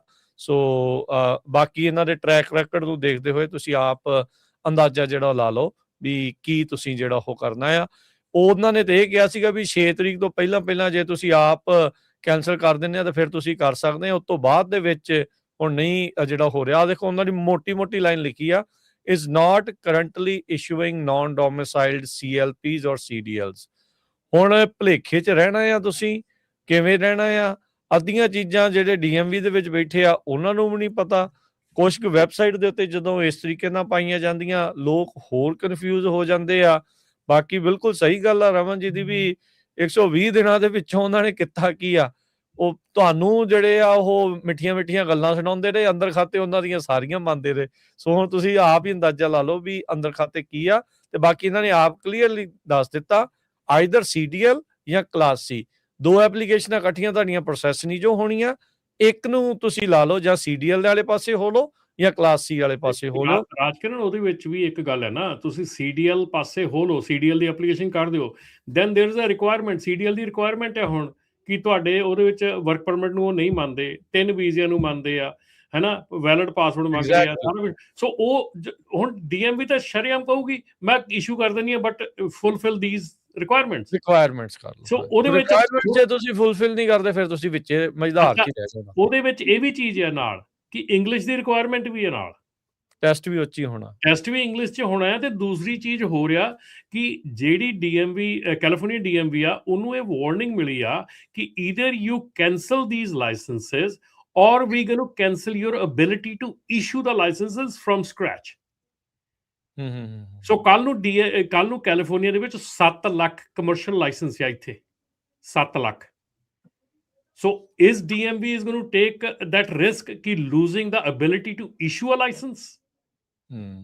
So ਚਲੋ ਉਹ ਤਾਂ ਇੱਕ ਸੰਵਿਧਾਨਿਕ ਤੌਰ ਦੇ ਉੱਤੇ ਇੱਕ ਵੱਖਰਾ ਬਖੇੜਾ ਖੜਾ ਹੋ ਜਾਊਗਾ ਵੀ ਫੈਡਰਲਿਜ਼ਮ ਦਾ ਉਹ ਵੱਖਰਾ ਰੌਲਾ ਹੋ ਜਾਊਗਾ ਵੀ ਕੀ ਇਹ ਕਰ ਸਕਦੇ ਜਾਂ ਨਹੀਂ। ਬਿਲਕੁਲ ਮੁੱਦਾ ਕਲੀਅਰ ਆ ਤੁਹਾਡੇ ਸਾਹਮਣੇ। ਉਦਾਂ like I think grey area ਕੋਈ ਬੜਾ ਹੈਗਾ ਨਹੀਂ ਆ। ਇਹ ਵੀ ਤੁਸੀਂ ਐਨਕ ਕਿਹੜੀ ਲਾ ਕੇ ਦੇਖਣਾ ਚਾਹੁੰਦੇ ਹੋ, ਤੁਹਾਡੀ ਮਰਜ਼ੀ ਆ। ਐਂਡ ਬਲੀਵ ਮੀ ਰਾਜਕਿਰਨ, ਮੈਨੂੰ ਪਤਾ ਬਹੁਤ ਜ਼ਿਆਦੇ ਬੰਦੇ ਆ ਜਿਹੜੇ ਜੈਨੂਇਨਲੀ ਕੰਮ ਕਰ ਰਹੇ ਆ, ਜੈਨੂਇਨ ਵਧੀਆ ਡਰਾਈਵਰ ਹੈਗੇ ਆ ਔਰ ਇਸ ਚੱਕਰ ਦੇ ਵਿੱਚ ਉਹ ਫਸ ਗਏ ਹੈਗੇ। ਇਹ ਬਿਲਕੁਲ 100% ਮੰਨਦੇ ਆ। ਪਰ ਕਿਸੇ ਨੂੰ ਝੂਠਾ ਦਿਲਾਸਾ, ਕਿਸੇ ਨੂੰ ਐਵੇਂ ਖਾਮ-ਖਾ ਦਾ ਦਿਲਾਸਾ, ਕਾਨੂੰਨ ਜਿਹੜੇ ਚੱਲਦੇ ਆ, ਜਿਹੜੀ ਲਾਅ ਸੂਟ ਹੁੰਦੇ ਆ, ਇਹ ਲੌਂਗ ਟਰਮ ਚੀਜ਼ਾਂ ਹੁੰਦੀਆਂ। ਮਿਲਿਆ ਹੁਣ ਤੁਸੀਂ ਆਪ ਹਿਸਾਬ ਲਾ ਲਓ ਰਾਜਕਿਰਨ, ਰਿਮੈਂਬਰ ਆਪਾਂ ਕਾਰ ਦਾ ਕੈਲੀਫੋਰਨੀਆ ਨੇ ਕੀਤਾ ਸੀਗਾ ਜਿਹੜਾ, ਜੀ ਕਿੰਨੇ ਸਾਲ, 5 ਸਾਲ 6 ਸਾਲ ਚੱਲਿਆ ਉਹ ਕੇਸ।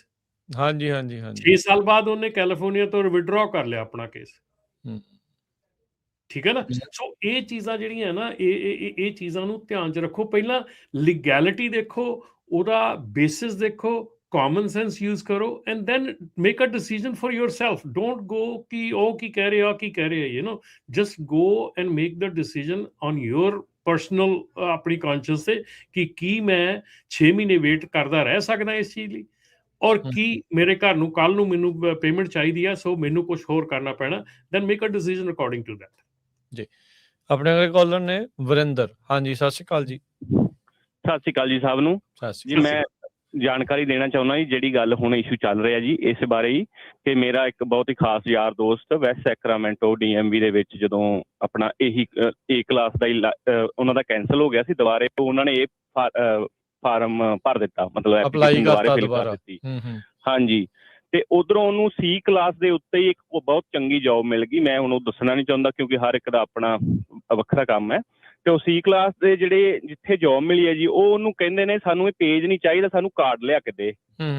ਤੇ ਜਦੋਂ ਉਹ DMV ਜਾਂਦੇ ਨੇ, ਉਹ ਕਹਿੰਦੇ ਵੀ ਤੁਸੀਂ ਮੈਨੂੰ ਪੇਜ ਦੇ ਦਿੱਤਾ ਤੇ ਮੈਨੂੰ ਕਾਰਡ ਚਾਹੀਦਾ। ਉਹ ਕਹਿੰਦੇ ਉਹ ਤਾਂ ਉਹਨੇ ਦਿਨ ਚ ਆਊਗਾ। ਉਹ ਕਹਿੰਦੇ ਇਹ ਆਨਲਾਈਨ ਵੀ ਨਹੀਂ ਸ਼ੋ ਹੋ ਰਿਹਾ ਸਾਨੂੰ। ਮੇਰੀ ਜਿੱਥੇ ਮੈਨੂੰ ਜੌਬ ਲੱਗੀ ਹੈ, ਉਹ ਕਹਿੰਦੇ ਨੇ ਸਾਨੂੰ ਆਨਲਾਈਨ ਵੀ ਤੇਰਾ C ਕਲਾਸ ਨਹੀਂ ਸ਼ੋ ਹੋ ਰਿਹਾ। ਅੱਛਾ, ਹੁਣ DMV ਵਾਲੇ ਉਹਨੂੰ ਕਹਿ ਰਹੇ ਨੇ ਕਿ ਤੂੰ ਆਪਣੀ A ਕਲਾਸ ਵਾਲੀ ਜਿਹੜੀ ਤੂੰ ਭਰੀ ਹੋਈ ਹੈ ਐਪਲੀਕੇਸ਼ਨ, ਉਹ ਵਿਡਰਾ ਕਰਾ। ਤੇ ਲਗਭਗ ਚੌਥਾ ਦਿਨ ਹੈ ਜੀ ਉਹਨੂੰ DMV ਜਾ ਰਹੇ ਨੂੰ, ਉਹਦਾ C ਕਲਾਸ ਵੀ ਆਨਲਾਈਨ ਸ਼ੋ ਨਹੀਂ ਹੋ ਰਿਹਾ। ਮਤਲਬ ਕਿ ਨਾ ਹੀ ਉਹਨੂੰ C ਕਲਾਸ ਹੁਣ ਆਨਲਾਈਨ ਚੱਲ ਰਿਹਾ ਤੇ ਨਾ ਹੀ ਉਹਦਾ A ਕਲਾਸ ਉਹਨੂੰ ਮਿਲ ਰਿਹਾ ਤੇ ਜੌਬ ਹੁਣ ਉਹਦੀ ਰਾਹ ਦੇ ਵਿੱਚ ਲਟਕ ਗਈ। ਤੇ ਜੇ ਉਹ ਪਹਿਲੇ ਦਿਨ ਹੀ C ਕਲਾਸ ਹੀ ਜਾ ਕੇ ਭਰ ਕੇ ਆਉਂਦਾ ਤੇ ਉਹਨੂੰ ਸ਼ਾਇਦ ਉਦਣ ਮਿਲ ਜਾਂਦਾ, ਆਨਲਾਈਨ ਸ਼ੋਅ ਹੁੰਦਾ। ਚਲੋ ਕਾਰਡ ਤਾਂ ਬਾਅਦ ਚ ਆ ਹੀ ਜਾਂਦਾ ਹਫ਼ਤੇ ਬਾਅਦ ਜਾਂ ਉਹੀ ਗੱਲ ਨਾ ਜਿੱਦਾਂ ਮੈਂ ਹੁਣੇ ਤੁਹਾਨੂੰ ਦਿਖਾ ਕੇ ਹਟਿਆ, DMV ਨੇ ਲਿਖਿਆ ਵੀ ਅਸੀਂ 2 ਇਕੱਠੀਆਂ ਐਪਲੀਕੇਸ਼ਨ ਪ੍ਰੋਸੈਸ ਨਹੀਂ ਕਰਦੇ। ਬਾਕੀ ਉਹਦੇ ਵਿੱਚ ਭਾਜੀ ਇੱਕ ਸਿੰਪਲ ਉਹਨਾਂ ਨੇ ਗੱਲ ਬੋਲਦੇ ਨੇ ਕਿ ਤੁਸੀਂ A ਕਲਾਸ ਲੈ ਸਕਦੇ ਹੋ ਜੇ ਤੁਸੀਂ ਸ਼ਰਤਾਂ ਪੂਰੀਆਂ ਕਰਦੇ ਹੋ। ਸ਼ਰਤਾਂ ਸਭ ਤੋਂ ਵੱਡੀ ਸ਼ਰਤ ਕਿਹੜੀ ਹੈ ਜੀ? ਜਿਹੜੇ ਉਹ ਕਹਿੰਦੇ ਨੇ ਜਾਂ ਗ੍ਰੀਨ ਕਾਰਡ ਹੋਵੇ ਜਾਂ ਫਿਰ ਦੂਜੇ 2-3 ਵੀਜ਼ੇ ਹੋਣ ਤੇ ਜਾਂ ਸਿਟੀਜ਼ਨ ਤਾਂ ਚਲੋ ਮਿਲਣਾ ਹੀ ਮਿਲਣਾ। ਤੇ ਇਸ ਕਰਕੇ ਮੇਰੇ ਵੀਰ ਕੰਫਿਊਜ਼ ਨਾ ਹੋਵੋ। ਸਾਰਿਆਂ ਨੂੰ ਇਹੀ ਹੈ ਕਿ ਆਪਣਾ ਘਰ ਪਰਿਵਾਰ ਚਲਾਉਣ ਲਈ ਛੇਤੀ ਤੋਂ ਛੇਤੀ ਆਪਣਾ ਵਧੀਆ ਕਦਮ ਚੁੱਕੋ ਤੇ ਤਾਂ ਜੋ ਕਨਫਿਊਜ਼ ਨਾ ਰਹੋ। ਸਹੀ ਗੱਲ, ਵਧੀਆ ਚਲਾ ਸਕੋ। ਧੰਨਵਾਦ ਜੀ। ਥੈਂਕ ਯੂ ਵੀਰ ਜੀ। ਥੈਂਕ ਯੂ ਜੀ। ਰਾਜ। ਹਾਂਜੀ, ਸਤਿ ਸ਼੍ਰੀ ਅਕਾਲ ਜੀ। ਸਤਿ ਸ਼੍ਰੀ ਅਕਾਲ। ਇਹ ਮੈਂ ਪੁੱਛਣਾ ਸੀ ਜੀ, ਆਪਣਾ ਜਿੱਦਾਂ ਹੁਣ ਮੇਰਾ B ਕਲਾਸ ਦਾ ਆਇਆ, ਵਰਕ ਪਰਮਿਟ ਤੇ ਆ, ਮੇਰਾ ਮੈਡੀਕਲ ਹੋਣ ਵਾਲਾ, ਆਪਣਾ ਮੈਂ ਲੋਕਲ ਹੀ ਚਲਾਉਣਾ ਬੇ ਏਰੀਏ 'ਚ, ਤੇ ਉਹ ਧੱਕਾ ਨਹੀਂ ਜਿੱਦਾਂ ਇਹ ਤਾਂ ਅੰਡਰ ਸਟੇਟ ਦਾ ਹੀ ਆਉਂਦਾ ਨਾ, ਜਿੱਦਾਂ ਲੋਕਲ ਤੁਸੀਂ ਚਲਾਉਂਦੇ ਕੈਲੀਫੋਰਨੀਆ 'ਚ ਹੀ, ਤੇ ਫਿਰ ਉਹ ਮੈਡੀਕਲ ਵੀ ਨਾ ਜੇ ਕਰਨ ਫਿਰ ਤਾਂ ਇਹ ਕੋਈ ਸਿਸਟਮ ਹੀ ਨਹੀਂ, ਫਿਰ ਮਤਲਬ ਉਹ ਵੀ ਫੈਡਰਲ ਦੀ ਮੰਨੂਗੇ ਇਹ ਕਿ ਮਤਲਬ ਕਿ ਜੇ ਮੈਂ ਸਟੇਟ 'ਚ ਚਲਾਉਣਾ, ਈਵਨ ਮੈਂ ਸਟੇਟ 'ਚ ਵੀ ਨਹੀਂ ਚਲਾਉਣਾ, ਬੇ ਏਰੀਆ ਲੋਕਲ ਹੀ ਚਲਾਉਣਾ ਇੱਥੇ, ਤੇ ਉਹ ਜੇ ਰਿਫਿਊਜ਼ ਕਰਨ ਮੇਰਾ ਮੈਡੀਕਲ ਵੀ ਈਵਨ ਤੇ ਮੇਰਾ ਲਾਇਸੈਂਸ ਵੀ ਨਹੀਂ ਕੋਈ ਕੈਂਸਲ ਹੋਇਆ, ਨਾ ਮੈਨੂੰ ਕੋਈ ਲੈਟਰ ਆਇਆ ਭਾਜੀ। ਤੁਸੀਂ ਲੱਗਿਆ ਨਹੀਂ, ਮੈਂ ਉਹ ਪੁੱਛਣਾ ਕੋਈ ਹੋ ਸਕਦਾ ਕੋਈ? ਭਾਜੀ ਤੁਸੀਂ ਸਪੈਕੂਲੇਟ ਕਰੀ ਜਾਂਦੇ ਬੈ ਘਰੇ ਬੈਠੇ ਵੀ ਇਦਾਂ ਹੋ ਸਕਦਾ, ਇਦਾਂ ਹੋ ਜਾਣਾ। ਤੁਸੀਂ ਆਪਣਾ ਜਦੋਂ ਤੁਹਾਡਾ ਮੈਡੀਕਲ ਆ, ਅਸੀਂ ਮੈਡੀਕਲ ਇੱਥੇ ਰੋਜ਼ ਲੋਕਾਂ ਦੇ ਕਰਦੇ ਹਾਂ ਔਰ ਮੈਡੀਕਲ ਅਪਡੇਟ ਕਰਦੇ ਹਾਂ, DMV ਦੇ ਵਿੱਚ ਹੋ ਰਹੇ ਆ, ਸਭ ਕੁਝ ਹੋ ਰਿਹਾ। ਤੁਸੀਂ ਸਪੈਕੂਲੇਟ ਕਰੀ ਜਾ ਰਹੇ ਘਰੇ ਬੈਠੇ ਵੀ ਇਦਾਂ ਹੋ ਜਾਊਗਾ, ਇਹ ਹੋ ਜਾਊਗਾ ਜਾਂ ਮੇਰਾ ਰੋਕ ਲੈਣਗੇ। ਤੁਸੀਂ ਆਪਣਾ ਮੈਡੀਕਲ ਕਰਾਓ, ਆਪਣਾ ਸਬਮਿਟ ਕਰੋ, that's it. Okay, thank you. ਕਿਉਂਕਿ ਬਹੁਤ ਜ਼ਿਆਦਾ ਰਿਊਮਰ ਫੈਲ ਰਿਹਾ ਨਾ, ਉਹ ਮਾੜਾ ਮੈਡੀਕਲ ਤਾਂ ਕਰਾਉਣਾ ਹੀ ਆ ਪੈਣਾ ਆ ਨਾ। ਤੁਸੀਂ ਰਿਊਮਰ ਸੁਣ ਕੇ ਆਪਣਾ ਮੈਡੀਕਲ ਘਰੇ ਲੈ ਕੇ ਨਾ ਬੈਠ ਜਾਓ। ਤੁਸੀਂ ਆਪਣਾ ਜਾਓ ਕਰਾਓ। ਜੇ ਤੁਹਾਡਾ ਲਾਇਸੈਂਸ ਕੈਂਸਲ ਨਹੀਂ ਹੋਇਆ, ਲਾਇਸੈਂਸ ਵੈਲਿਡ ਹੈ ਤੁਹਾਡਾ, ਲੈਣਗੇ ਕਿਉਂ ਨਹੀਂ ਲੈਣਗੇ? ਹਾਂਜੀ, ਨਹੀਂ ਮੈਂ ਉੱਦਾਂ ਪੁੱਛਣਾ ਸੀ ਨੌਲੇਜ ਦੇ ਕਿ ਜਿੱਦਾਂ ਹੁਣ ਜੇ ਮੰਨ ਲਓ ਵਰਕ ਪਰਮਿਟ ਤੇ ਲਾਇਸੈਂਸ ਆ B ਕਲਾਸ ਦਾ, ਉਹ ਮਤਲਬ ਉਹ ਨਹੀਂ ਅੱਗੇ ਰਿਨਿਊ ਕਰਾ ਸਕਦੇ ਕਿ ਜੇ ਈਵਨ ਮੈਂ ਲੋਕਲ ਚਲਾਉਣਾ? ਜੇ ਤਾਂ ਕਿਸੇ ਨੇ ਨਹੀਂ ਫੜੀ, ਜੇ ਤਾਂ ਆਪਾਂ ਜੇ ਕਰਕੇ ਤਾਂ ਆਪਾਂ ਇੱਥੇ ਸਾਰੀ ਦਿਹਾੜੀ ਪ੍ਰੋਗਰਾਮ ਕਰੀ ਜਾਵਾਂਗੇ, ਜੇ ਨਹੀਂ ਫੜੀ ਜਾਣੀ ਆਪਣੇ ਕੋਲ। ਅੱਛਾ ਜੀ, ਥੈਂਕ ਯੂ ਸੋ ਮਚ ਜੀ ਤੁਹਾਡੇ ਟਾਈਮ। ਟੇਕ ਇਟ ਈਜ਼ੀ, ਕੋਈ ਗੱਲ ਨਹੀਂ। ਤੁਹਾਡਾ ਲਾਇਸੈਂਸ ਖਰਾ ਆ, ਤੁਸੀਂ ਜਾਓ ਆਪਣਾ ਮੈਡੀਕਲ ਕਰਾਓ, ਸਬਮਿਟ ਕਰੋ, ਗੱਲ ਖਤਮ। ਹਾਂਜੀ, ਐਕਚੁਅਲੀ ਇਦਾਂ ਆ ਨਾ ਰਮਨ ਜੀ, ਹਰਜੋਤ ਜੀ, ਵੀ ਲੋਕ ਫਿਰ ਡਰ ਜ਼ਿਆਦਾ ਜਾਂਦੇ ਕਿਉਂਕਿ ਕਹਿੰਦੇ ਵੀ ਜਿਹੜਾ ਵੀ ਜਾਂਦਾ ਉਹਦਾ ਰੱਖ ਲੈਂਦੇ ਆ। ਉਹ ਜਿਹਦਾ ਸਹੀ ਵੀ ਆ ਉਹਨੂੰ ਵੀ ਡਰ ਲੱਗਣ ਲੱਗ ਜਾਂਦਾ ਵੀ ਕਿਤੇ ਮੇਰਾ ਵੀ ਨਾ ਰੱਖ ਲੈਣ। ਉਹ ਇਹ ਇੱਕ ਡਰ ਦਾ ਮਾਹੌਲ ਜਿਹੜਾ ਉਹ ਤਾਂ ਰੱਖਣਾ ਹੀ ਆ। ਜੇ ਉਹ ਨਹੀਂ ਰੱਖਣਾ, ਸਭ ਤੋਂ ਪ੍ਰੋਬਲਮ ਇਹ ਆ ਵੀ ਜਿਹੜਾ ਸੋਸ਼ਲ ਮੀਡੀਆ ਦੇ ਉੱਤੇ ਟਿਕਟੌਕ ਤੇ ਗਲਤ ਇਨਫੋਰਮੇਸ਼ਨ ਫੈਲਾਉਂਦੇ ਆ। ਜਦੋਂ ਆਪਾਂ ਸਹੀ ਇਨਫੋਰਮੇਸ਼ਨ ਦਿੰਦੇ ਆ ਫਿਰ ਕਹਿੰਦੇ ਜੀ ਇਹ ਤਾਂ ਬਹੁਤ ਨੈਗੇਟਿਵ ਖਬਰ ਦਿੰਦੇ ਆ। ਨੈਗੇਟਿਵ ਖਬਰ ਤਾਂ ਖਬਰ ਹੁੰਦੀ ਹੈ, ਉਹਦੇ ਵਿੱਚ ਨੈਗੇਟਿਵ ਪੋਜ਼ਿਟਿਵ ਥੋੜੀ ਹੁੰਦਾ ਹੈ ਕੁਝ। ਉਹ ਤਾਂ ਖਬਰ ਆ। ਨਹੀਂ ਮੇਰੀ ਗੱਲ ਸੁਣ ਰਾਜਕਿਰਨ, ਉਹ ਜਿਹੜਾ ਹੁਣ ਕੋਈ ਗਲਤ ਕੰਮ ਕਰਦਾ ਉਹਦੇ ਲਈ ਨੈਗੇਟਿਵ ਖਬਰ ਆ, ਜਿਹੜਾ ਕੋਈ ਸਹੀ ਕਰਦਾ ਉਹਦੇ ਲਈ ਪੋਜ਼ਿਟਿਵ ਆ। ਹੁਣ ਇਹ ਸਾਨੂੰ ਥੋੜੀ ਪਤਾ ਵੀ ਕਿਹੜਾ ਗਲਤ ਕਰਦਾ ਕਿਹੜਾ ਸਹੀ ਕਰਦਾ। ਨਹੀਂ, ਜਦ ਹੁਣ ਫੈਡਰਲ ਗਵਰਨਮੈਂਟ ਨੇ ਕਹਿਤਾ ਵੀ 2 ਲੱਖ ਬੰਦਿਆਂ ਦੇ ਲਾਇਸੈਂਸ ਜਾਣੇ ਆ, ਵਾਸ਼ਿੰਗਟਨ ਪੋਸਟ ਨੇ ਫਰੰਟ ਪੇਜ ਤੇ ਸਟੋਰੀ ਰਨ ਕਰਤੀ, ਅਸੀਂ ਉਹ ਖਬਰ ਸ਼ੇਅਰ ਕਰਤੀ। ਹੁਣ ਇਹਦੇ ਚ ਨੈਗੇਟਿਵ ਵਾਲੀ ਕਿਹੜੀ ਗੱਲ ਆ ਕਿ ਨਹੀਂ? ਦੇਖੋ, ਦੂਸਰੀ ਗੱਲ ਇਹ ਆ, ਮੈਂ ਸਾਰਿਆਂ ਨੂੰ ਹੱਥ ਜੋੜ ਕੇ ਬੇਨਤੀ ਕਰਦਾ ਕਿ ਜੇ ਤੁਹਾਨੂੰ ਕੋਈ ਸਿਚੁਏਸ਼ਨ ਹੈ, ਕੋਈ ਪ੍ਰੋਬਲਮ ਆ, please call the appropriate department. ਠੀਕ ਆ? ਮੈਨੂੰ ਪਤਾ ਕਿ ਤੁਸੀਂ ਕਹਿਣਾ ਵੀ DMV ਤਾਂ ਕੋਈ ਸਿਰ ਪੱਲਾ ਨਹੀਂ ਫੜਾਉਂਦੀ, ਪਰ ਆਨਸਰ DMV ਨੇ ਹੀ ਦੇਣਾ ਆ। ਜੇ ਤੁਸੀਂ ਮੈਨੂੰ ਵੀ ਕਾਲ ਕਰਕੇ ਪੁੱਛੋਗੇ ਨਾ, ਤਾਂ ਮੇਰੇ ਕੋਲ ਵੀ ਉਸ ਚੀਜ਼ ਦਾ ਕੋਈ ਆਨਸਰ ਨਹੀਂ ਹੋਣਾ ਜਿਹੜੀ ਚੀਜ਼ ਤੁਹਾਨੂੰ ਚਾਹੀਦੀ ਆ। ਜੇ ਕਾਰ ਦਾ ਕੋਈ ਇਸ਼ੂ ਆ, ਕਾਰ ਦੀ ਹੈਲਪਲਾਈਨ ਹੈਗੀ ਆ, ਉਹਨਾਂ ਨੂੰ ਕਾਲ ਕਰੋ, try to work with them. ਜੇ ਤੁਹਾਡਾ ਕੋਈ ਕਾਨੂੰਨਨ ਕੋਈ ਐਸਾ ਚੀਜ਼ ਹੈਗੀ ਆ, ਤੁਹਾਡਾ ਬੈਂਕ ਦਾ ਹੈਗਾ ਆ, ਆਪਣੇ ਉਹ ਨਿਰਮਲ ਸਾਹਿਬ ਜੀ ਹੈਗੇ, ਉਹਨਾਂ ਨੂੰ ਤੁਸੀਂ ਕਾਲ ਕਰ ਲਓ। ਮਤਲਬ ਤੁਸੀਂ ਬੈਂਕ ਨਾਲ ਸਿੱਧੀ ਗੱਲ ਕਰੋ। ਤੁਸੀਂ ਹਰ ਇੱਕ ਚੀਜ਼ ਦੇ ਉੱਤੇ ਜਿਹੜੀ ਰਿਊਮਰਸ ਨੂੰ ਸੁਣ ਕੇ ਤੁਸੀਂ ਆਪਣਾ BP ਵਧਾ ਲਓ ਤੇ ਮੁੜ ਕੇ ਫਿਰ ਮੈਡੀਕਲ 'ਚ ਵੀ ਨਹੀਂ ਪਾਸ ਹੁੰਦਾ ਬੰਦਾ।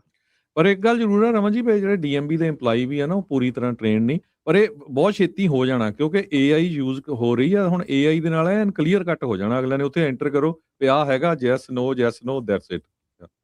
ਭਾਜੀ ਤੁਸੀਂ ਯਕੀਨ ਕਰਿਓ, ਮੈਂ ਇੱਕ ਗੱਲ ਕਰ ਰਿਹਾ ਕਿ ਬੰਦੇ ਮੈਡੀਕਲ ਕਰਾਉਣ ਆਉਂਦੇ ਆ, ਜਦੋਂ ਮੈਡੀਕਲ ਹੋਰ ਮਤਲਬ ਕਿ ਸ਼ੁਰੂ ਕਰਨਾ ਹੁੰਦਾ ਤੇ 2-4 ਲਾਗੇ ਬੈਠੇ ਉਹਨਾਂ ਨੂੰ ਦੱਸ ਦਿੰਦੇ ਆਹ ਗੱਲ ਕਰਤੀ, ਬੰਦੇ ਦਾ ਬੈਠੇ ਦਾ BP ਵੱਧ ਜਾਂਦਾ ਉੱਥੇ ਜੀ। ਬਿਲਕੁਲ। ਔਰ ਇਹ ਚੀਜ਼ ਇਸ ਵੇਲੇ ਤੁਹਾਨੂੰ ਮੈਂ ਖਾਸ ਕਰਕੇ ਦੱਸ ਰਿਹਾ ਮੈਡੀਕਲ ਦੇ ਵਿੱਚ। ਜਿੱਦਾਂ ਆਪਣੇ ਪਿਛਲੀ ਵਾਰੀ ਇੱਕ ਭਾਈ ਸਾਹਿਬ ਵੀ ਆਪਣੇ ਦੱਸ ਕੇ ਗਏ ਸੀਗੇ ਕਿ what is happening in the back and. Medical ਦੇ ਵਿੱਚ ਬਹੁਤ ਕੁਝ ਜਿਹੜਾ ਆ ਉਹ ਇਗਨੋਰ ਹੋ ਰਿਹਾ ਸੀ ਹੁਣ ਤੱਕ। ਮੈਡੀਕਲ ਦੇ ਵਿੱਚ ਜਿਹੜੀ ਤੁਹਾਡੀ ਸਿਹਤ ਆ, ਦੇਖੋ ਜੇ ਕੋਈ ਡਾਕਟਰ ਸਾਨੂੰ ਹੁਣ ਕਈ ਵਾਰੀ ਜਿਹੜੇ ਆਪਣੇ ਸਾਡੇ ਹੈਗੇ ਆ ਡਰਾਈਵਰਸ ਆ, ਉਹਨਾਂ ਦੀ ਕਾਲ ਆਉਂਦੀ ਆ ਕਿ ਮੈਂ ਮੈਡੀਕਲ ਕਰਾਉਣਾ ਸੀ, ਮੈਨੂੰ 2 ਸਾਲ ਦਾ ਦੇ ਦਿਓਗੇ। ਭਾਜੀ ਇੱਦਾਂ ਨਹੀਂ, 2 ਸਾਲ ਦਾ ਨਹੀਂ ਮਿਲਦਾ। When you come to the doctor check your health. ਜੇ ਤੁਹਾਡੀ ਹੈਲਥ ਐਪਰੋਪ੍ਰੀਏਟ ਐਂਡ ਗੁੱਡ ਹੈਗੀ ਆ, you will get it for 2 years. ਜੇ ਤੁਹਾਡੀ ਹੈਲਥ ਗੁੱਡ ਨਹੀਂ ਹੈਗੀ, then you will get it for 1 year, maybe 6 months, maybe 3 months. ਠੀਕ ਹੈ, ਬਹੁਤ ਇਹ ਚੀਜ਼ ਵੱਡੀ ਆ, ਕਿਉਂਕਿ ਇੱਥੇ ਜੇ ਤੁਸੀਂ ਕਿਸੇ ਡਾਕਟਰ ਕੋਲ ਜਾਂਦੇ ਆ ਔਰ ਉਹ ਤੁਹਾਨੂੰ ਰੋਕ ਰਿਹਾ ਇਹ ਗੱਲ ਕਰਨ ਤੋਂ। ਸਾਡੇ ਕੋਲ ਕਈ ਐਸੇ ਮਰੀਜ਼ ਵੀ ਆਏ ਆ ਜਿੱਥੇ ਡਾਕਟਰ ਇਹ ਕਹਿ ਰਿਹਾ ਕਿ ਜੇ ਮੈਂ ਰੈਗੂਲਰ ਹਸਪੀਟਲ 'ਚ ਜਾਂ ਰੈਗੂਲਰ ਅਰਜੈਂਟ ਕੇਅਰ 'ਚ ਹੁੰਦਾ ਤੇ ਮੈਂ ਇਹਨੂੰ ਸਿੱਧਾ ਐਮਰਜੈਂਸੀ ਭੇਜਣਾ ਸੀ, ਏਡਾ ਬੁਰਾ ਹਾਲ ਆ ਬੀਪੀ ਦਾ ਔਰ ਏਡਾ ਬੁਰਾ ਹਾਲ ਆ ਸ਼ੂਗਰ ਦਾ। ਠੀਕ ਹੈ ਨਾ, ਸੋ ਇਹ ਚੀਜ਼ਾਂ ਆਉਣ ਵਾਲੇ ਸਮੇਂ ਦੇ ਵਿੱਚ ਆ ਜਾਣੀਆਂ।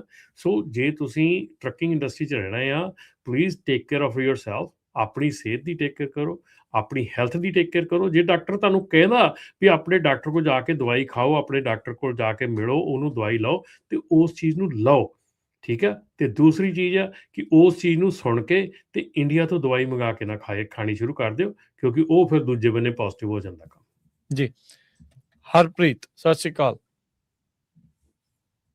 ਸਤਿ ਸ਼੍ਰੀ ਅਕਾਲ ਭਾਜੀ। ਮੇਰਾ ਕੁਐਸਚਨ ਸੀਗਾ ਜੀ, ਮੈਂ ਨਾ ਭਾਜੀ ਪਹਿਲਾਂ ਟ੍ਰੇਸੀ ਰਹਿਣਾ ਸੀਗਾ ਤੇ ਹੁਣ ਮੈਂ ਸੈਕਰਾਮੈਂਟੋ ਮੂਵ ਹੋ ਗਿਆ ਤੇ ਭਾਜੀ ਮੈਂ ਆਪਣਾ ਲਾਇਸੈਂਸ ਤੇ ਐਡਰੈਸ ਚੇਂਜ ਕਰਵਾਉਣਾ ਸੀਗਾ। ਕੀ ਮੈਂ ਉਹਦੀ ਐਪਲੀਕੇਸ਼ਨ ਸਬਮਿਟ ਕਰ ਸਕਦਾ ਤੇ ਮੈਨੂੰ ਨਵਾਂ ਕਾਰਡ ਦੇਣਗੇ ਕਿ ਇਹਦੇ ਵਿੱਚ ਕੋਈ ਇਸ਼ੂ ਖੜਾ ਹੋ ਸਕਦਾ ਆ?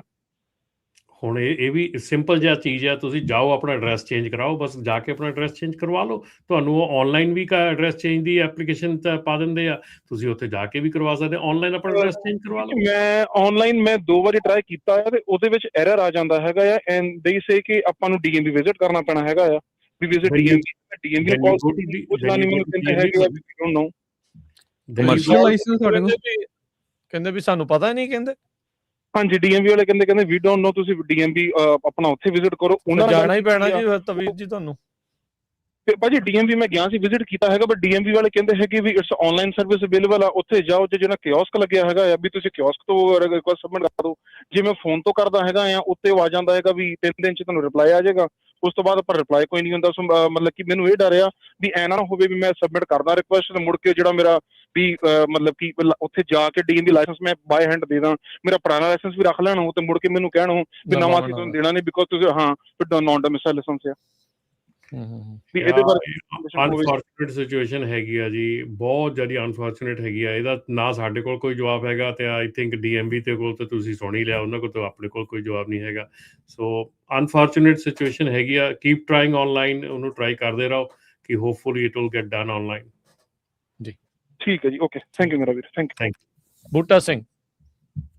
ਹਾਂਜੀ, ਹਰਜੋਤ ਸਿੰਘ ਜੀ ਖਾਲਸਾ ਜੀ ਤੇ ਰਾਜਕਰ ਵੀਰ ਜੀ ਤੇ ਰਮਨ ਢਿੱਲੋਂ ਜੀ ਤੇ ਪੰਜਾਬੀ ਰੇਡੀਓ ਯੂਐਸਏ ਦੇ ਸਾਰੇ ਸੁਣਨ ਵਾਲੇ ਸਰੋਤਿਆਂ ਨੂੰ ਵਾਹਿਗੁਰੂ ਜੀ ਕਾ ਖਾਲਸਾ, ਵਾਹਿਗੁਰੂ ਜੀ ਕੀ ਫਤਿਹ ਜੀ। ਵਾਹਿਗੁਰੂ ਜੀ ਕਾ ਖਾਲਸਾ, ਵਾਹਿਗੁਰੂ ਜੀ ਕੀ ਫਤਿਹ। ਦੇਖੋ ਜੀ, ਆਪਾਂ ਖਾਲਸਾ ਫੌਜ ਬਣ ਕੇ ਵੀ ਐਵੇਂ ਹੀ ਡਰੀ ਜਾਂਦੇ ਹਨਾ। ਉਹ ਪਹਿਲਾਂ ਸਿਆਣੇ ਕਹਾਵਤ ਹੁੰਦੀ ਸੀ, ਹੱਥੀਂ ਵੰਜ ਸਨੇ ਖੇਤੀ, ਹੁਣ ਨਾ ਆਖੇ ਬੱਤੀਆਂ ਤੋਂ ਤੇਤੀ। ਉਹ ਗੱਲ ਬਾਈ ਕਰਦੇ ਆ ਹਨਾ। ਮੈਂ ਤਾਂ ਜਦੋਂ ਜਾਂਦਾ ਨਾ ਕਿਤੇ ਮੈਡੀਕਲ ਤੇ ਉੱਥੋਂ ਕਰਾ ਕੇ ਤੇ ਡੀਐਮਵੀ ਉਹਨਾਂ ਨੂੰ ਜਮ੍ਹਾਂ ਕਰਾ ਕੇ ਫੇਰ ਘਰੇ ਵੜਦਾ।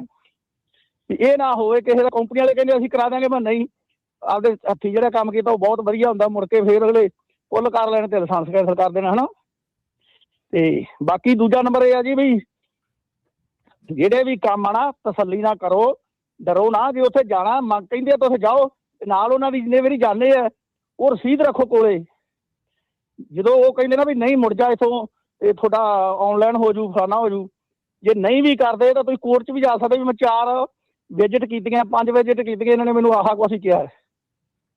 ਇਸ ਕਰਕੇ ਬਹੁਤ ਵਧੀਆ ਤੁਸੀਂ ਸੇਵਾ ਕਰ ਰਹੇ, ਸੁਣੀ ਜਾਈਦਾ। ਹੁਣ ਮੈਂ ਤਾਂ ਘਰੇ ਹੁੰਦਾ, ਮੈਂ ਤੁਰਿਆ ਫਿਰਦਾ, ਭੱਜਿਆ ਫਿਰਦਾ, ਤਾਂ ਮੇਰਾ ਸਾਹ ਜਿਹਾ ਚੜਿਆ। ਆ ਬਲੱਡ ਵਾਲਾ ਜਿਵੇਂ ਕਹਿੰਦੇ ਨਾ, ਸ਼ੂਗਰ ਵਾਲਾ, ਇਹ ਇਲਾਜ ਆ ਭੱਜਣਾ।